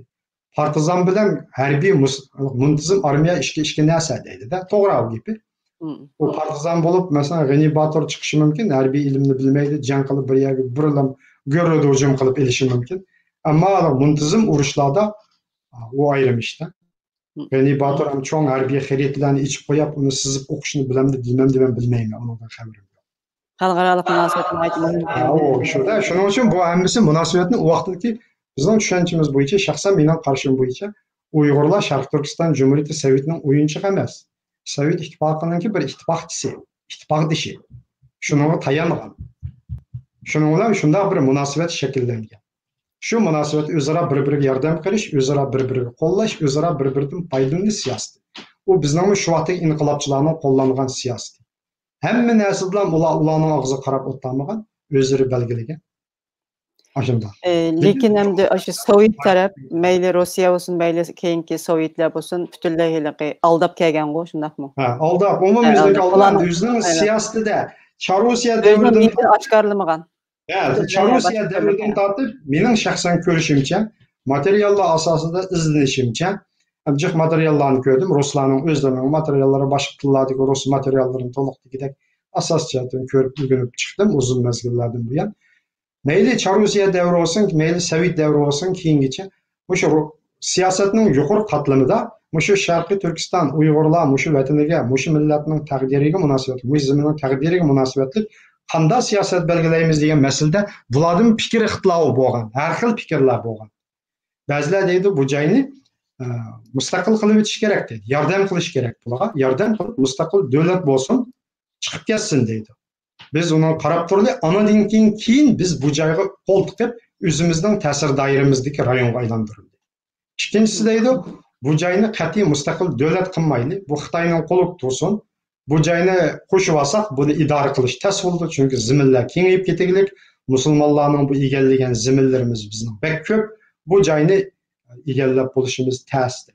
Yana bir guruh deydi, agarda biz bu joyga yordam qilamiz deb biz o'tirib tushsak, so'qishga to'g'ri keladi, qo'shin chiqarishga to'g'ri keladi. U chaqda Xitoymi, Manju davlati, Manjularning qo'shin chiqardi, ular bilan so'qishib qolsa, bizmi yengilib qilishimiz mumkin, lekin jiq badal to'lab ketamiz. Ondan masalan general bu Przhevalskiy deganninki, u cho'ng jasus hamda razvedchik, bizning vatanga chiqdi. Uning taklifi Xitoylardan qo'rqmanglar degan. Bu yerdagi xalqlar shunchalik Rossiyaga deydi, yaxshi bir niyat bilan qaraydi, ruslarga nisbatan dushmanlik yo'q. Biz bu joyni aksincha yordam qilib, bu Xitoydan qutulishiga yordam qilishimiz kerak manjulardan bular. Agar so'qishga qo'rqmaymiz, o Xitoyning necha askariga bizning bir rus askari tetiydi. Ularni yengishni ayt oson. Undan ansirmanglar, shu bu joy ayrim chiqib ketsin degan tashabbusni bergan. Lekin Rossiyaning, Charusiyaning siyosat qatlamidagi tashqi ishlar sohasining siyosatchilari bilan davlat savdo sohasininki, davlat mudofiasininki siyosatchilari orasida farq bo'lgan. Bu chegara rayonlaridagi generallar, Kaufman, bu Kolpakovskiy va boshqalar orasidagi fikrda yana o'xshamaslik bo'lgan. Ular deydi, hujum qilib, urush qilib lamamiz deydi. Iqtisod savdo sohasi deydi, savdo qilaylik deydi. Ularning degani bu joyni Xitoyning qo'liga qo'yib berib, namda Xitoyning qo'lida tursin, amaliyotda savdo qilib biz bu joydan pul tepib, biz boyligimizni kuchaytiraylik. Bu joydan manfaat olaylik deydi. Urush qilib pul chiqarmaylik deydi bular. Hammasilar. Tashqi ishlar ministerligi deydi, ularning odamlari biz Xitoy bilan yaxshi munosabat o'rnatishimiz kerak, dunyo bilan tangpon munosabat o'rnatishimiz kerak, hech kim bilan munosabatimizni buzmasligimiz kerak. Bizning hozir birinchi dushmanimiz, asosli xatarli dushman Osmonli imperiyasi deydi bu Turkiya. U chaqda asosli urush Charusiya bilan keyingi vaqtlarda Osmonli imperiyasi bilan Qrimni talashish bu urush. Shuning uchun uning ustiga Angliya va Yevropa. Chunki bu Xitoy omili, Manju omili muhim omil emas deydi ular. Bu joyni deydi, shundan qo'lga tutqizib qo'ysak, ular ojiz deydi, amaliyotda hamma narsani biz namda shundan qo'lda bo'lsa-mu, biz o'zimiz boshqaramiz. Keyingi Sovetlarning siyosatimi amaliyotda Charusiyaning shu siyosatininki bunday chiqqanchada ayni kopiyasi bo'lmasa-mu, ko'p qismi shularninkidan ulgurgan. Asosli savdo iqtisod. Masalan, Uyg'urlar bilan Sovetlar birligidagi Özbeklar, Qozoqlar, Qirg'izlar hammasini hamda bir Turkiya xalqlar deb qaraydi. Bu yer bir mustaqil bir shular o'xshaydigan bir xalqniki mustaqil bo'lishi, ular o'zlari uchun tahdid deb qaragan bo'lishi mumkinmi? Hamda albatta ular uchun masalan mustaqil bo'lishga qarshi turuvchilar fikrdikilarning cho'liqi. Ular o'zlarinkini shariylaydi ular. sharhi deganda ular deydi bu joyda mustaqil bir davlat qurilsa masalan 30 yillarda u vaqtlarda u Sovet Rusiyasi hokimiyati burun asli sharq xalqlarining mustaqilligiga yordam berish O'rta Osiyodagi burungi Chorusiyaning mustamlikasida yashagan xalqning hukmronligida yashagan xalqning hammasining o'zining mustaqil davlat qurish huquqi bor self determination deydi o'zining taqdirini o'zi belgilash huquqi bor degan lekin amaliyotda keyin hamma ishni o'ngshab bo'lgandan keyin 22 yil kuchaytib bo'lgandan keyin buningdan yenib olgan Xitoy kommunistlarimiz 21 yildan tortib toki 45 yilgacha mush xalqlarning hammasining xolis chiqib ketish huquqi bor erkin qatnashish huquqi bor o'z taqdirini o'zi belgilash huquqi bor degan hatto Sun Jung-san shu fikrni o'tirib qo'ygan o'z taqdirini o'zi belgilash huquqi bor degan ammo bularning hammasining aloydiligi kuchayib bo'lgandan keyin dastlab ittifoqdosh kerak vaqtda deyilgan gaplar kuchayib bo'lgandan keyin uningdan yongan siyosatdan o'zgargan uni siyosatdan o'zgargan chog'da uni tushundirdi ular har xil usul bilan biz u sababdan bu fikrimiz yandoq bizning amaliy ahvolimizni mos kelmaydi Jungoning ahvoliga mos kelmaydi Sovet ittifoqi bilan biz o'xshamaymiz deb tushundirgandek ruslarni shunday tushundirdi biz muqimlik kerak xalqimizning turmushini yaxshilashimiz kerak sotsialistik turmushda hammamiz baxtli yashaymiz millat arimaymiz barobar hammamiz baxtli bo'lamiz deganda amanda ayrim davlat bo'lib o'tishning hojati yo'q hozirgi jumhuriyatlar yetadi deb 24-yilda ularda har xil ittifoqdosh jumhuriyatlarga parchildi ammo 24-yilga kelgan chog'da masalan O'rta Osiyoda Buxoro xalq jamiyati Xorazm xalq jumhuriyati ular asli mustaqil ularni butunlay bekor qilib o'tdi bu Kavkazdami shu ularni bekor qilib o'tdi eng oxirida Turkiya xalqlarining hammasining mustaqil davlatchiligi 24-yilga kelgan chog'da bu davlatchiligi butunlay tugab ittifoqdosh jumhuriyat davriga kirdida bular bunda bo'lgandan keyin bu sharoitda 31-yilda 33-yilda bu jumhuriyatlarning oqsi bo'lgan oqtim bo'lgan bu rayonda uning ustiga janubida bu Hindiston bor yana Angliya bor bu yana xatar tuyg'usi bor bu ruslarning kallasida sovetlarniki shu rayonda bir mustaqil davlatningki Sovetning kontrolligi bo'lmagan bir mustaqil davlatning qurilishi tabiiy holda ular uchun xatarlik bo'lgan buningga cho'qim yaponlar inglizlar va boshqalar qo'l tiqdi shular ta'sir kuchini shakllantirdi bu yerda bu davlat uning ustiga bir diniy shaklni olsa bu kommunistik ideologiyaga qarshi turdi shuning oxirgi hisobda bu joyda O'rta Osiyodagi bizningki hukmronligimizga ta'sir yetdi chunki O'rta Osiyoda yana qarshiliklar bor 31-33 kishi u joyda bu joyda uni banditlar deydi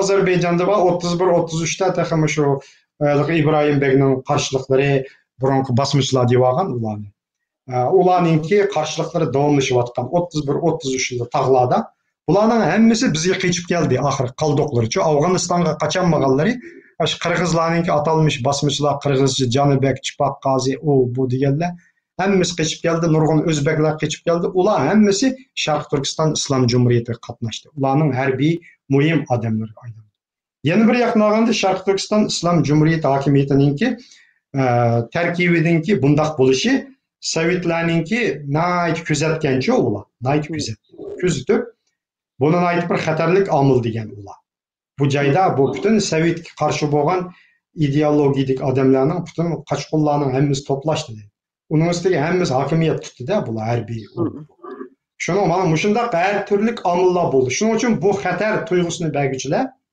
keyin 40-yillarda shu o'tirib qo'yganlar eng yaxshisi bu joyda mustaqil davlat bo'lmasin degan shu fikrni deydi asosli hammasi o'zinikini sharhlay lekin mustaqil davlat bo'lmaslik qo'llamaslik Xitoyning qo'lda tutqizish ammo o'zining ta'siri doirasidagi rayonga aylantirish oxirigacha bu Sovetlarning Chorusiyaning Sovetlarning oxirgi siyosati Stalinning siyosati Stalin 49-yilda berib o'tgan bilan Mao'ga sovg'at qilgan bilan ammo bu joyda ranglik metall shirkati neft shirkati degan shirkatlarni qurdi umum mustamlik koloniyaning bir turi endi butunlay Sovetlarning manfaat doirasini saqlab qoldi u chog'da mavzudan yana o'xshashlar 3-chi bir davlatning bu joyda shirkat qurishiga ta'sir doirasini kirgizishiga fuqarolarning turishiga yo'l qo'ymaslik degan narsani belgiladi belgilab butunlay Sovetning kontrolligiga nomni berdi mavzudan ojiz o'g'ashgan nayt qo'shiq ko'pdi amal yo'q keyin 57-yilda janotchig'ida Sovetninki Beyjingdagi elchisi Yudinga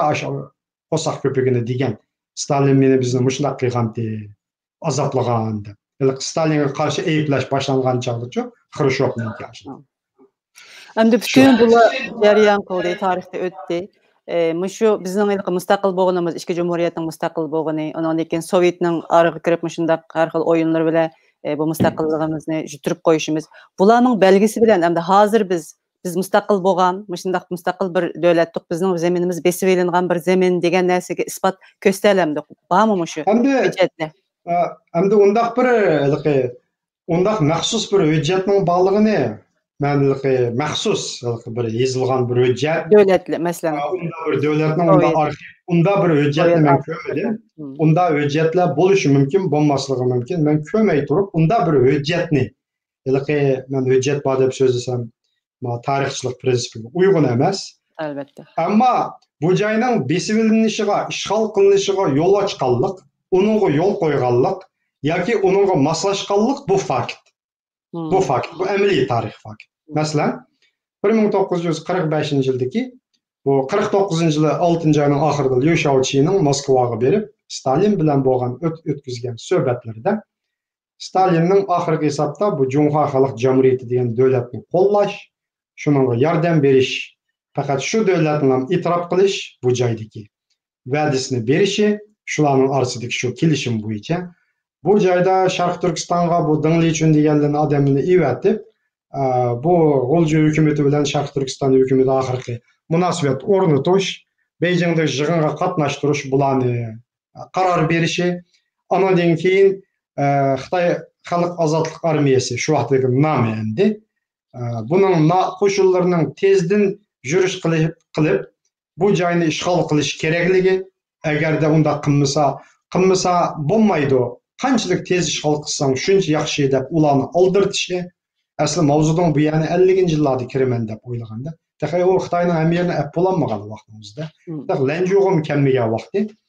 Shunda sharoitda buni oldirtishi, agar kuching yetsa, Mabufa'ning qo'shinlariga men bu aeroplanlarni chiqarib yordam qilaman deyishi va boshqa oldirtishi izchil bir qatimlar emas, izchil holda oldirtib, aşı moslashib, G'uljiga Dinglichunni evatib, G'ulji taraf bilan Xitoy kommunistlar orasida bir munosabat shakllanishiga, Ahmadjon Qosimiyning taqdiri masalasiga chetishlik bo'lishi, 49-yil 7-oyning 29-kundagi siyosiy byuroning qarorida mushu planni amalga oshirish haqida bir qaror olgancha, bu qarorda undaq Ahmadjonni bularni bir taraf qilish degan gap yo'q. Albatta, ularni yig'inga qatnashtirish vakillarga aeroplan ajratish, buningga bu ishlarni bir taraf qildiganga KGBning doirasi mas'ul bo'lish, aeroplan va boshqa qatnashchilarga havo qatnash shirkat nimasi organi ministerligi mas'ul bo'lish degandek moddalar bor. Buni qaraganda buning hammasi Sovet ittifoqining moslashi. 50-yilda Mao Zedongning tuzgan kelishimi, shartnoma buning hammasini olgan chaqda Sovet ittifoqi bu joyni Xitoyga moslashdi. Xitoyning ishg'ol qilishiga, kommunistlarning ishg'ol qilishiga yo'l ochdi, qo'lladi. Agar Sovetlar bunga yo'l qo'ymasa, mumkin emas. Sen kirmaysan desa, kirolmaydi. Bu joyda Sharq Turkiston Jumhuriyatini yana bir qatim dunyoga jakolat qilsa, masalan, G'uljidagi. Kirgizmasa, o Xitoy armiyasining bu joyga o'z oldiga kirishi mumkin emas. Bu ahvoldan qaragan chog'da bu joyni Xitoy kommunist armiyasining ishg'ol qilishi, egallashi. U Mao Zedong ayni vaqtda bu joyni ishg'ol qilish, qo'shin kirgizishni o'zining telegrammalarida Pingdohay u bo'g'iyotgan nimalarda bu joyni Xitoycha Janling degan so'zni ishlatgan. Janling degan gap ishg'ol degan gap. Jiafang degan so'zni ishlatmagan. Janling degan ishg'ol qilish degan so'zni ishlatgan. Ishg'ol qilish degan atalg'ini ishlatgan. Keyin Xitoycha buningga keyingi atalg'ularda Xinjiangga kirish degan so'zni ishlatdi. Almashtirdi-da keyingi vaqtda. Bu atalg'u masalasi bor. Shunga bir joyni egallash, ishg'ol degan so'z ishlatilgan shu vaqtning o'zida. Chunki vaqtida Xitoy kommunistlari bilmaydi, masalan, Mao Zedongning Stalinga evatgan telegrammasida 49-yilninki 9-yili 500 ming kishilik qo'shin chiqarayman bu joyni ishg'ol qilish uchun, egallash uchun. Keyin 500 ming emas, ammo 100 necha ming kishilik qo'shin chiqardi. Ilgari keyin hammasi bo'lib 200 necha ming kishilik qo'shin bo'ldi, hammasi bo'lib. Demak, bularning hammasi o'sha joylarni joylarga berib, kirib, qo'shinlar hamma joyni egallab, Qashqarga, Xotanga, Aqsuga kirdi. Ammo shimoldagi Sharq Turkiston Cumhuriyeti qurilgan, mustaqil mavjud bo'layotgan 3 viloyat rayoniga eng oxirida kirdi. Eng oxirida egalladi bu joy. Chunki milliy armiyami bor u chog'da o'zida. Ularni o'zgartirib oldilar. 5-korpusga anadan o'g'lining komandirining yeniga birdan polkovniki Uyg'urya qozoq bo'lsa, uning yeniga birdan siyosiy komissarni Xitoy armiyasining birini belgilab, ammo milliy armiyaning kiyimini yashkizib etmay, aldirmay. 51-yilning oxirisida andan ular Japonning azodlik armiyaning kiyimlarini kiydi. Taki shu vaqtgacha yana shu o'zining formalari vujudi 5-korpus nomi bilan. Eng oxirida 54-yilda hamma ishlar muqimlashgandan keyin bu kerak emas deb 5-korpusni butunlay amaldan qoldirildi. Tugadi. Qisqasi hamda shu 50-yilgacha bo'lgan, 51-yilgacha bo'lgan bu jarayonlarning umumiy ko'rinishidan qaraganda, ammo nurg'un hujjatlar yo'q. Uni biz bo'lishi mumkin arxivlarda, u arxivlarni izlash kerak, sovetlarning arxivlari, rus arxivlari. Uni balki arxivlar mumkin. Ba'zilari uchuq arxivlarning ba'zilari u ruslarning arxivlarni ba'zi chog'da yopilib, ba'zi chog'da ichib. 90-yillarda ochgan men Moskvadagi vaqtimda. Keyin qaytadan yepib olgan buni. Aralıqda yani bir qismlarini ochgan, bir qismlarini ochdi deganda maxfiyligini bekor qilish deb ataldi-ku bu. Ochdi deb ichib o'tish emas. U son-sanoqsiz hujjat. O'ylab qo'ying, 21-yildan tortib toki 60-yilgacha siyosiy byuroning Sovet Ittifoqi Qizil armiyasininki hujjatlari, qarorlari, davlat bexatarlik organininki hujjatlari, qarorlari, tashqi ishlar ministrligining qarorlari bo'ladi. Ularning hamma organning, Savdo ministrligining, asos siyosiy byuroning qarori hal qiluvchi. Bularni degan son-sanoqsiz qog'oz, son-sanoqsiz hujjatlar bo'lishi mumkin. Ular bir yerda, bir bulunglarda yotgan bo'lishi mumkin. U rus tadqiqotchilaridan Barmin, bu Polikarpov va ulardan boshqa yana bir qismlar, oz sondagilar, bu Nazimsova deganlar bor. Bir qismlar arxivlardan foydalandi. Bular xili jiqa, masalan, Viktor Usov deydiganlar bor. Xitoy kommunistlarining ahvolini yozib chiqqan.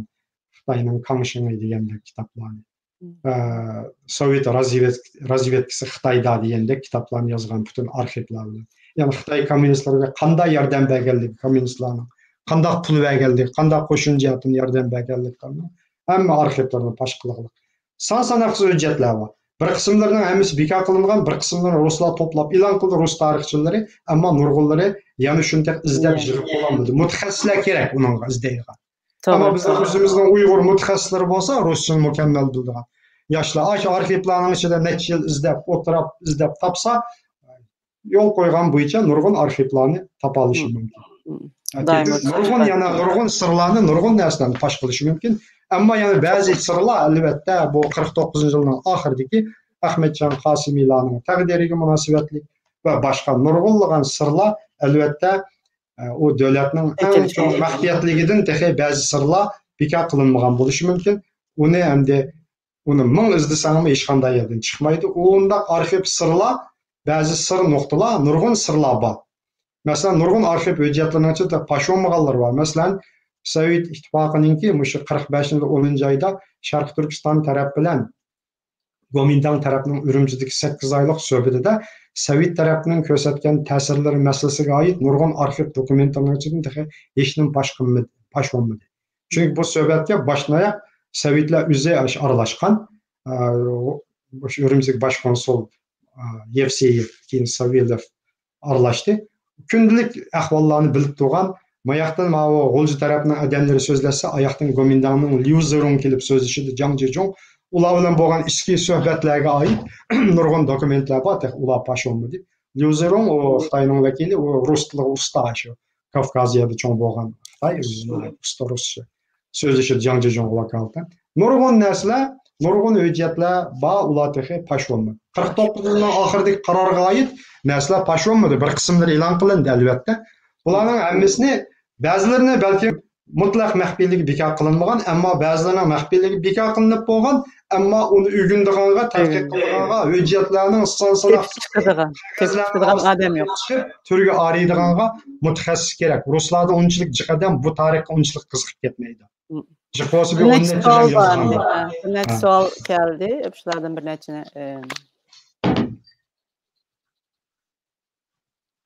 Hazır burun Ruslar şundaq bizge qarşı şundaq yaman bir siyasetni qo'llanıptiki. Hazır endi Rossiyaningki bizning ahvolımizga qandaq qaraydi degan bir savol kelibdi, yani. Ular hozirgi ahvolimizni qandaq qaraydi? Endi Ruslarning hozirgi ahvolimizga, bugungi ahvolimizni qandaq qaraydi deganda, endi mening o'zimning tushunishimcha, keyingi shu Rossiyaninki Xitoy munosabatlariga men xili oraliqda diqqat qilgandim.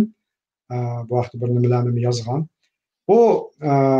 Buni boshlash uchun oldindan Sovet ittifoqi yiqilgandan keyingi davrga boshlash kerak. Sovet yiqilganda men Moskvada, shu Qizil maydonda bayrog'ining Kremlning ustidan tushirilgan shu kechda shuni o'z ko'zimiz bilan ko'rganman.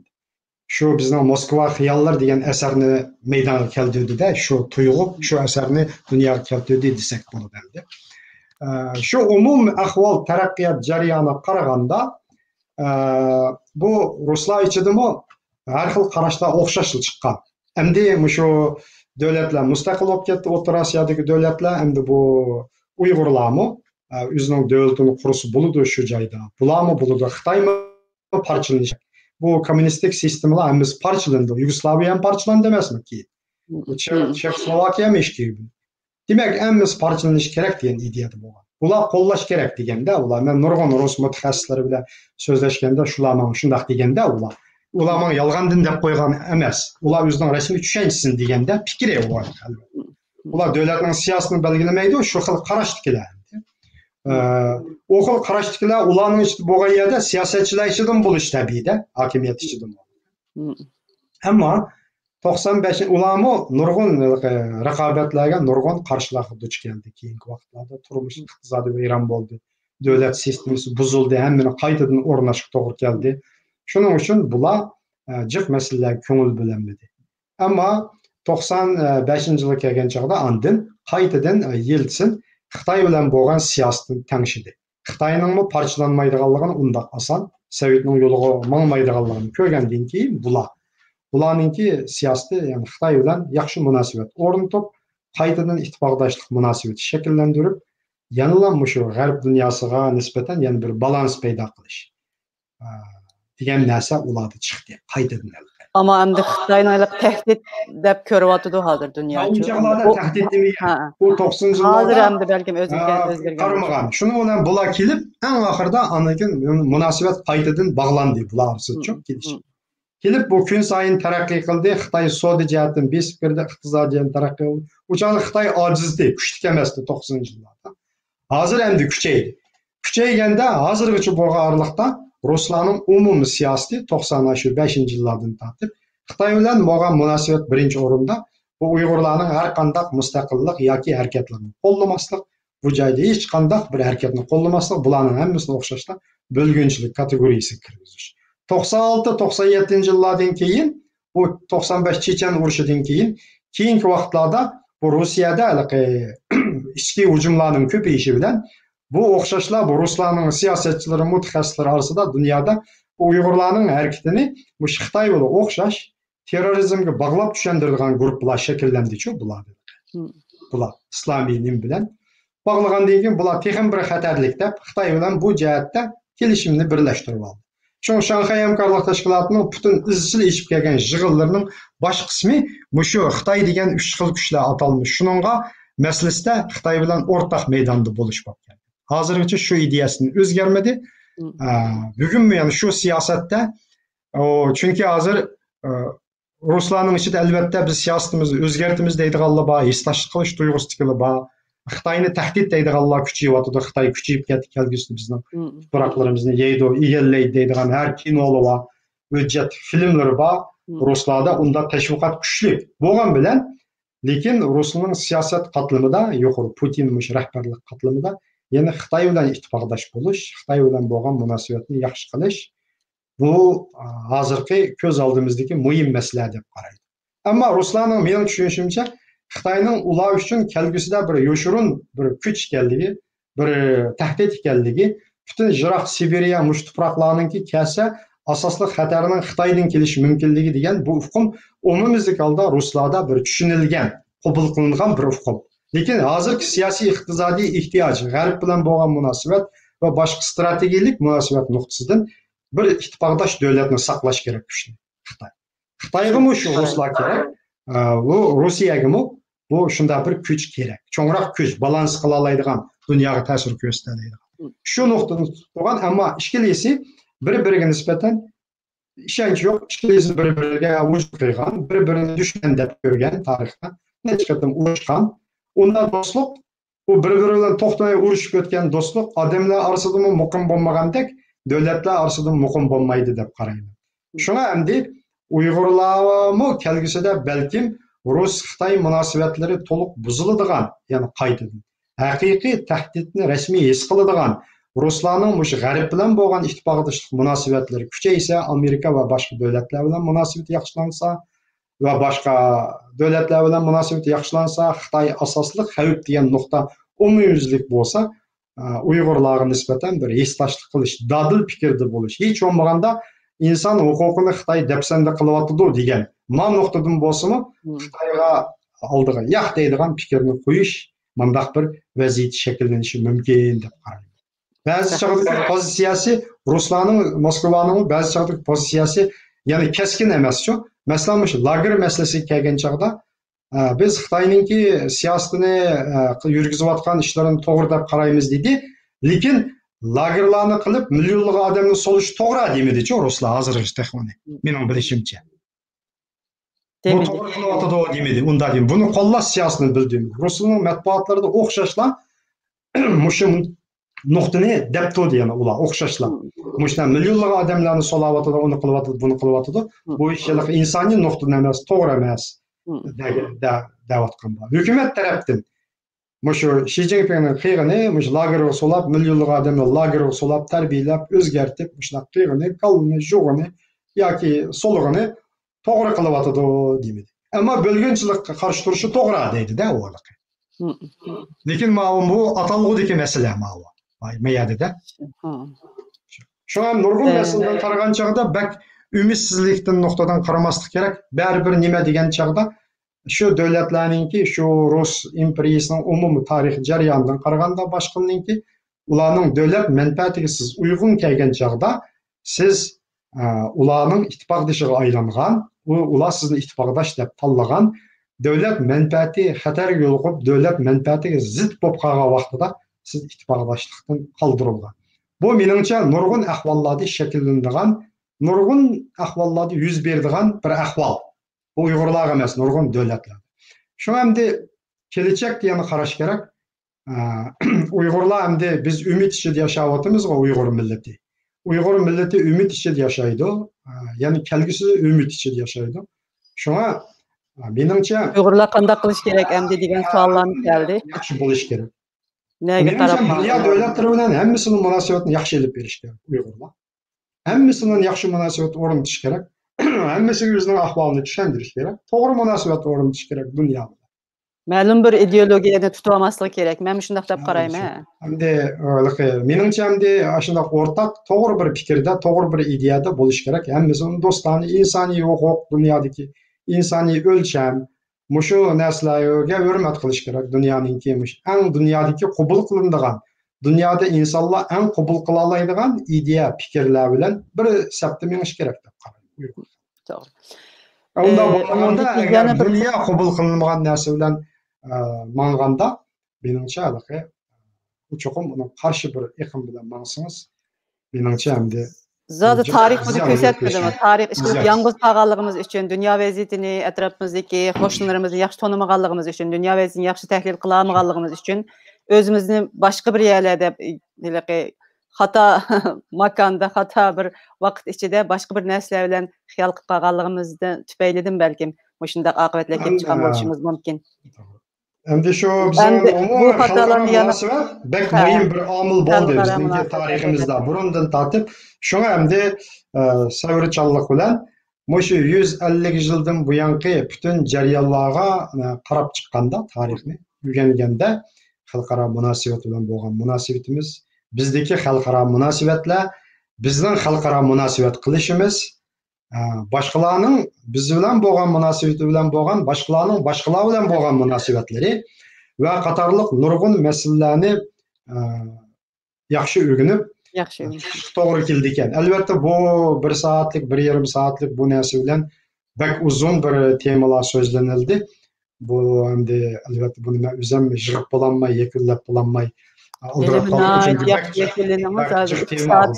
Chunki Ahırkı bir sual, devamlılık köp kişilerin kallasıda bas sual bu. Şu Ahmetcan Kasım'ı Katarlık 2. Cumhuriyet'ninki, rehberlerininki nem vakası, ayrıplan vakası bilen vafat boluşu, kurban boluşu. Bununki nemisi var mı? Delil ispatı var mı? Bu suikast kazamı gibi. Ahmetcan Kasım'ninki ayrıplan kazası uçraş meselesi hem de bu en çok sırlarının biri. Bu yalnız Uyghur halkı için de sır emas. Bu 20. asırdaki dünyadaki sırlarının birisi qatarı kirishga haqliq o. Çünkü onda sırlıq vaqalar dünyada köp bo'lgan, lekin shuning ichidagi eng muhim bir omillarning sirlarning biri deb qarash kerak.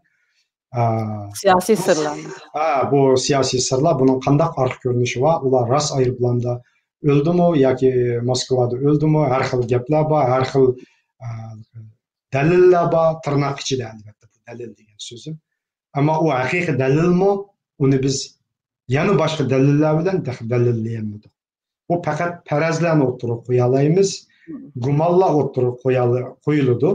Lekin nurg'unlar yana bu sir emas deydi. Ularning aeroplan bo'lib o'lgani rost, shu Beijingga mangani rost deydi, aeroplan tushib ketgani rost deydi. Bu hukumatning tushuntirishida bu. Rossiya hukumati, Sovet hukumatining, keyingi Xitoy hukumatining hozirgacha ular shu aeroplan bo'lib o'zi tushib ketdi Beijingga menish yo'lida. Ammo meningcha buningga ishonmaydigan odamlarga 80% Uyg'ur balkim ishonmas kerak. 20% Uyg'ur ishonadi deb taxminan, ammo sanoqni taxminan yo'q, men hisobot qilmadim albatta. Bo'lishi mumkin. Buningga ishonmagan, ularning unda o'lib ketishiga ishonmagan Uyg'urlar biz emas, bugungi kundagi Uyg'urlar emas. Shu vaqtdagi G'uljidagi Uyg'urlar hammasi ishonmagan. Agarda bu rost shunda bo'lgan bo'lsa, Ahmetcan Qasımiylar rost Beijingga berib, qo'shanliqli yig'inga qatnashib, Şinjan Jungo'nun bir qismi bizning hech qanday huquq da'voyimiz yo'q. Biz mushundalam o'lka bo'lib ketamiz.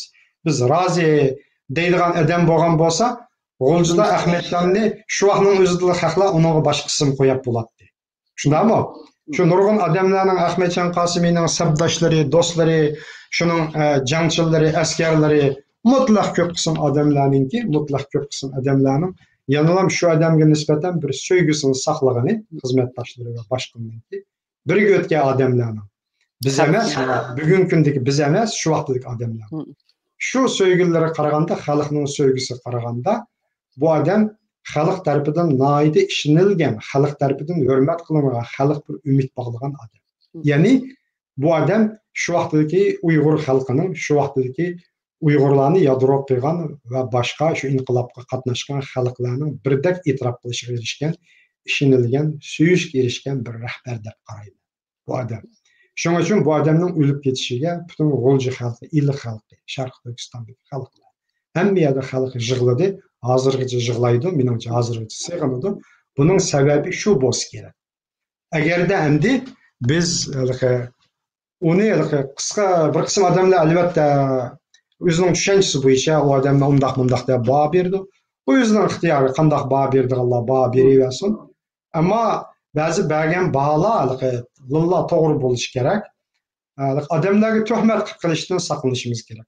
Tuhmat degan bir narsani Xudoyim yaxshi ko'rmaydi-ku, odatda. Allohim yaxshi ko'rmaydi, tuhmat qilish. Shuning uchun fakt bo'lmay turib, rasmiy hujjat bo'lmay turib, dokument bo'lmay turib, qo'lingda shuni sen o'z ko'zing bilan ko'rmay turib, shu dokumentni hujjatni bir odam, bir shaxs bir narsa haqida sen hukm chiqarib, agar bir xato gaplarni qilib qo'ygan bo'lsang, agar u unda bo'lmagan bo'lsa, tuhmat bo'lib qolsa, bu tuhmat bo'lsa, meningcha buning javobini berish meningcha bak tasib bo'ldi deb o'ylayman. Shunga men endi bu nuqtani olgan chog'da men hech qanday hujjat ko'rmadim, hech qanday bir hujjatni bilmayman. Bir qism uning munosabatli yondosh bo'lgan ba'zi materiallarni ko'rdim, har xil faraz hujjatlarni ko'rdim, ruslarninki. Shuning munosabatli ba'zi hujjatni ko'rdim, masalan Stalinning telegrammasi, u bularni va shu vaqtda Sharq Turkistonning ba'zi chiqargan narsalari, xalq ichidagi ba'zi qarashlar, Şunun bilan bir qism şahidlarning qarashlari shu vaqtdagi muhim odamlarning bu nuqtalar bilan birlashtirib faqat analiz qila olmayman men. Ammo hujjatni ko'rmadim. Hujjatni ko'rmaganligim uchun bu ish zaten naq qanday bo'ldi deb keskin xulosa chiqarmayman. Mening fikrim shu. Siz mush sohada izlangan o'ldirilganmi, o'lganmi degan masala. Shu o'ldirilganmi, o'lganmi? O'ldirilsa nima uchun o'ldirildi? O'lgan bo'lsa qanday o'ldi? Yo'qolib ketdi, ish qilib yo'qolib ketdi. Sabab jarayonlarining aniq faktlari bo'lishi kerak. Ba'zi bir materiallar bor, aeroplanning uchish nisbatiga havo qanchalik ko'tardi, tushib ketdi, qanday tushdi, 3000 metr egiz uchadigan aeroplanning 1200 metrga tushib, tog'ning ustidagi archa yopirmoqlarga urilib ketib, aeroplanning bir qanti urilganligi, ikkinchi qantining bo'lganiga oid tekshirish ba'zi materiali bor, aeroplan voqeasini tekshirish. U ruscha material mening qo'limda bor. Endi lekin shu xulosani chiqargan tekshiruvchilarmi oxirida bu aeroplanning yiqilishi, tushib ketishiga, ashunda tuyuqsiz tuvanlab ketishiga sabab bo'lgan nima omil bor deb ularni bilinmagan, ularni xulosa chiqarolmagan-ku tekshiruvchilar. Shuningdan ba'zi gumon qiluvchilar bu aeroplan tushib ketganmi yo tushirib etildimi? Buning bir sabab bor. Boshqa bir sabab bormi degan narsa yakun chiqarilmagan. Aeroplan hodisa bo'ldi deganlarmi, anidan yakun chiqarilmaganda qiziq edi. Anadan bu Ahmedjonlarninki bu ishidan gumonlanganlar, Ahmedjonni yaxshi ko'rgan odamlar Uyg'ur xalqining gumonlama emas. Shu vaqtdagi g'uljut bo'lgan bir qism rus razvedchiklari, jasuslarimi gumon qilgan bu ishda. Masalan, shularning yozishgan keyingi vaqtlarda bir qism xat materiallari mening qo'limda bor. Ba'zi material kitobimga kirgizdim, bularning hammasini bu nuqtalar bor kirgizilgan. Shular Ali Apandi, G'uljudagi Ali Mamadov deydi, Sharq Turkiston Jumhuriyatiga evatgan Ichki ishlar ministrligining maslahatchisi. Bashqurt millatidan, asl ismi Gabit Muzipov. Anondan keyin yana Ivan Ivanovich Ivanov, uni Iskandar degan nom bilan yurgan, yana birisi Zakir To'ra degan nom bilan yurgan, u odam Zakir degani Petr Savinov, uning familiyasi ismi, Issiqko'l bo'yida cho'ng'olganlar bilanmisi. Ruscha, Uyg'urcha, yerlik xalq tilini yaxshi bildi, tatarcha. Bu ko'pinchisi o'zini tatar deb yurgancha bular. G'uljudagi polkovnik muhim ishlarni qilgan. Bular keyin ketgandan keyin Olmaotada yashagan, birisi O'shda yashagan, birisi Bishkekda, keyin Krasnodarda yashadi. Bular o'zaro bu og'inlar xat yozishdi. Ularning xatlarini to'plab, ichki yozishgan xatlarni uning o'g'li e'lon qilgan. Keyingi vaqtlarda o'g'li o'sha xatlarni bir qismlarini e'lon qildi, bir qismlari o'zaro yozishgan xatlar bir yo'llar bilan keldi bizga. U hamda kitob shaklida e'lon qilgan, ichki qismdagi kitob shaklida to'plab, rasmiy qo'lyozma hujjat emas. Uning xatlarini bir-birlab o'qib chiqqanimda 49-yil 9-oyning 24-kuni bu kim o? Ivan Ivanovich Ivanov, Iskandarning Olmaotadagi. Uningki kimga yozgan? O'shda turayotgan do'sti Ali Apandiga yozgan xati bor. Xatida bugun men General Isoqbek, Abdukarim Abbasov, Ahmed Apandilarning aeroplan bilan Moskvaga borganligini ko'rdim, uchqanligidan xabarim bor. Ular nimaga mangdi men bilmayman, ammo bu ishni hech kimga demanglar degan. Sen o'zingni bilib qolgan, Ali do'stim, mushuna ishlar bo'layotdi degan. Bu G'uljudagi inqilobga qatnashib, maslahat olgan bular keyin qaytgandan keyinmi, ular yana o'zaro ko'rishib, paranglashib G'uljudagi hayotlarini o'z aslashadi-ku ularniki. Bu ishning oxiri xulosa chiqmadi, bu biz qo'llagan ishning oxirisi edi. Shu yozishgan xatda ashuna degan gap bor. Keyin uzun o'tmay yana bir yozgan xatida ben bugün uqdim, xabar keldi. Bu xabarni Moskvadan kelgan palani yetkizdi. Bular shunaq bir aeroplanda ulab ketibdi. Bu aeroplan haydashda xatolashgan odam bor ekan, lekin bu sirkan, hozircha buni hech yerga pash qilmaydi ekanmiz. Sen anglab qol. Ular shunaq aeroplanda ulabdi degan bir, lekin bu bak gumonliq bu ish. Buning tepki tushunib yetkini bo'lmaydi bu ishning deb menda yozishgan. Keyin 70-yillarda yozgan bir xatida bularni zaten kim o'ltirgandi? Men hozir gumon qilaman degan yozgan yerlar bor-ku. Shunga qaraganda G'uljudagi Sovet ittifoqining yuqori darajadagi 2-domdagi general Ignarov, general Lanfandan keyingi darajada turadigan 3 razvedka odamining bu keyingi vaqtdagi shaxsiy yozishgan xatlaridagi bu mazmunga qaraganda bundaq gumon qilish, bundaq ishonmaslik, hayron qilish, gumon qilish shu xodimlarning o'zidan bo'lganda bu ish endi. Axatga qaraganda. Albatta Uyg'urlarning gumon qilish ayrim oladimi bo'lgan. Shuning uchun bu ishlar bir gumonliq, bir sirliq bir voqea ekanligi shu nuqtadan ifoda. Shu sir degan so'zni men emas, sir degan atalg'ini tarixchilar ko'pinchisi ishiltadi kitoblardan tortib. Shu. Ko'p rahmat. Har birisi bir necha soatlik program bo'lgandek nurg'un masalalarni 2 soatning ichida xulosalab o'tirib qo'yish oson emas. Siz ko'p rahmat aytaman. Biz bilan hozirgacha birga bo'lgan, bizni izlagan, undan keyin bizga o'zining fikri bilan qatnashganlarga hammanglarga ko'p rahmat aytaman. Undan keyin Qaharkanmi 49-yildagi ba'zi belgilarning faqat cheslasi var, içi boş, belki köydürüp etilgen buluş mümkün Stalin tarafidan degan fikrni o'tirib qo'yibdi. Hammalarga ko'p rahmat aytaman.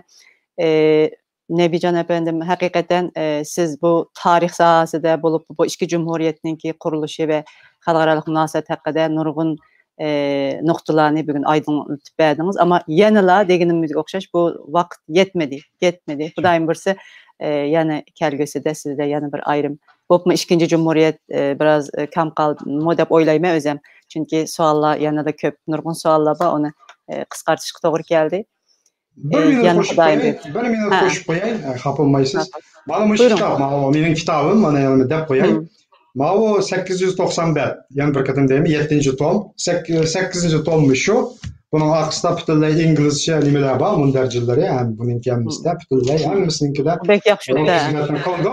Mush kitobning har birisida har 6 oylik voqeasi mana bunda 7-800 bet, 900 betdan yozildi. Mush 45 yillik jarayon, har bir yilgacha bo'lgan jarayon tafsili. Odamlarning ismlaridan tortib, polkovnik, general, mayorlardan tortib, qaysi janglarda kimlar qatnashgan, shundan tortib hammasi birma-bir tafsili yozildi. Ash aeroplan voqeasigacha bo'lgan butun jarayonlar hammasi birma-bir bayon. Mushlar kitobdan Xudoyim bo'lsa 5 bo'ladi. Menimcha bu kitobni hamda keyin bir fursat bo'lganda o'qiganda shu 44-49-gacha 50-yilgacha bo'lgan shu jarayondagi butun detallar, butun voqealar, butun tafsilotlar birma-bir o'qiladi, nurg'un savollar tug'iladi o'qirmanlarda, albatta ham nurg'un savollarga javob topa oladi deb ishonaman. Imkoniyat bo'yicha rus arxivlari bo'yicha nihoyat ko'p 100 dan ortiq nurg'un voqealarni shu arxivlar bo'yicha İlhan Töre'nin o'g'irlab ketdi deydi, ekitilishidan tortib, shuning voqealargacha bo'lgan butun jarayonlar faktlar bilan yozildi, birlashtirilib, hammasi bor. Arxiv hujjatlar, Uyg'ur manbalari, Xitoy manbalari, Tayvan, Rus manbalari, hammasi Amerikaning hujjatlari, bular hammasi birlashgan holda kirgizildi. Hamma narsa bor buning ichida. Kelgusida o'qib boqqan chog'da bu bo'ladi. Qolgan 19-asr qismida endi Xudoyim bilsa kelar yil boshlab chiqadi. Uningda Yaqub Bek davlatininki tashqi siyosati, Char Rusiya bilan bo'lgan Bayadin degan siyosat, Ruslarning shu 19-asr, 20-asrning 5-gacha bo'lgan shu joydagi to'qinishi, xalqaro munosabatlar uningda tafsili uningdan bayon qilindi. Bugungi so'zlagan shu narsalar hammasi shu kitoblarimning hammasiga kirgizilgan. Bu gap amaliyotda Bayadin deyilgan bu 2 soatlik gap amaliyotda taxminan bir shunday kitobdan 7 tom kitobninki gipini deydi qanday bir soatning ichida ketadigan asosiy. Endi o'qishyapti biroz testchu. Shu. Xalqimizga nisbatan, ammo endi bundaq so'zlab jonliq sizning og'zingizdan anglagan boshqacha endi hozir natijaga talab kelyapti. Bu programning cho'qim davomini qilinglar, kelar hafta saqlaymiz deyotganlar bor. Xudoyim bir fursatda yana siz bilan programma qilamiz. Sizga rahmat, Maqburat xonim. Bu kitob Nait cho'ng bir Uyg'ur tarixida bo'lib, cho'ng bir voqea deb qarayman bu sizning 12 tomliq umumiy tarixni yozib chiqqaningiz cho'ng bir voqea endi bu cho'ng bir xo'sh xabar endi bizga hozirgi kunlarda endi bizning kayfiyatimizni ko'taradigan yaxshi bir nim bo'pti. Sizning töhfangiz bo'ldi. Sizga yana tekrar rahmat aytaman. Undaq bo'lsa bugunlik do'stlarning hammanglarga rahmat. Tarix degan shu Uyg'ur millatining yana bir yaqinlaganda kimligini ko'rsatadi. Shu tariximizni tarix bilan mavjud bo'lamiz demaklikda tek-tek. To'g'ri deysiz. Cho'qim tariximizni yaxshi bilishimiz kerak. Bizning ayliqi ma'lum zaman ichidagi tariximiz emas, ta qadimdan hozirgacha biz kimdik? özümüzni tanımasdan turib bizning kelgusimiz haqida plan qilishimiz mumkin emas. Shuning uchun tarixni cho'qim yaxshi bilishimiz kerak. Xo'sh, amsa Xudoyim omonat, hammalarga. Rahmat.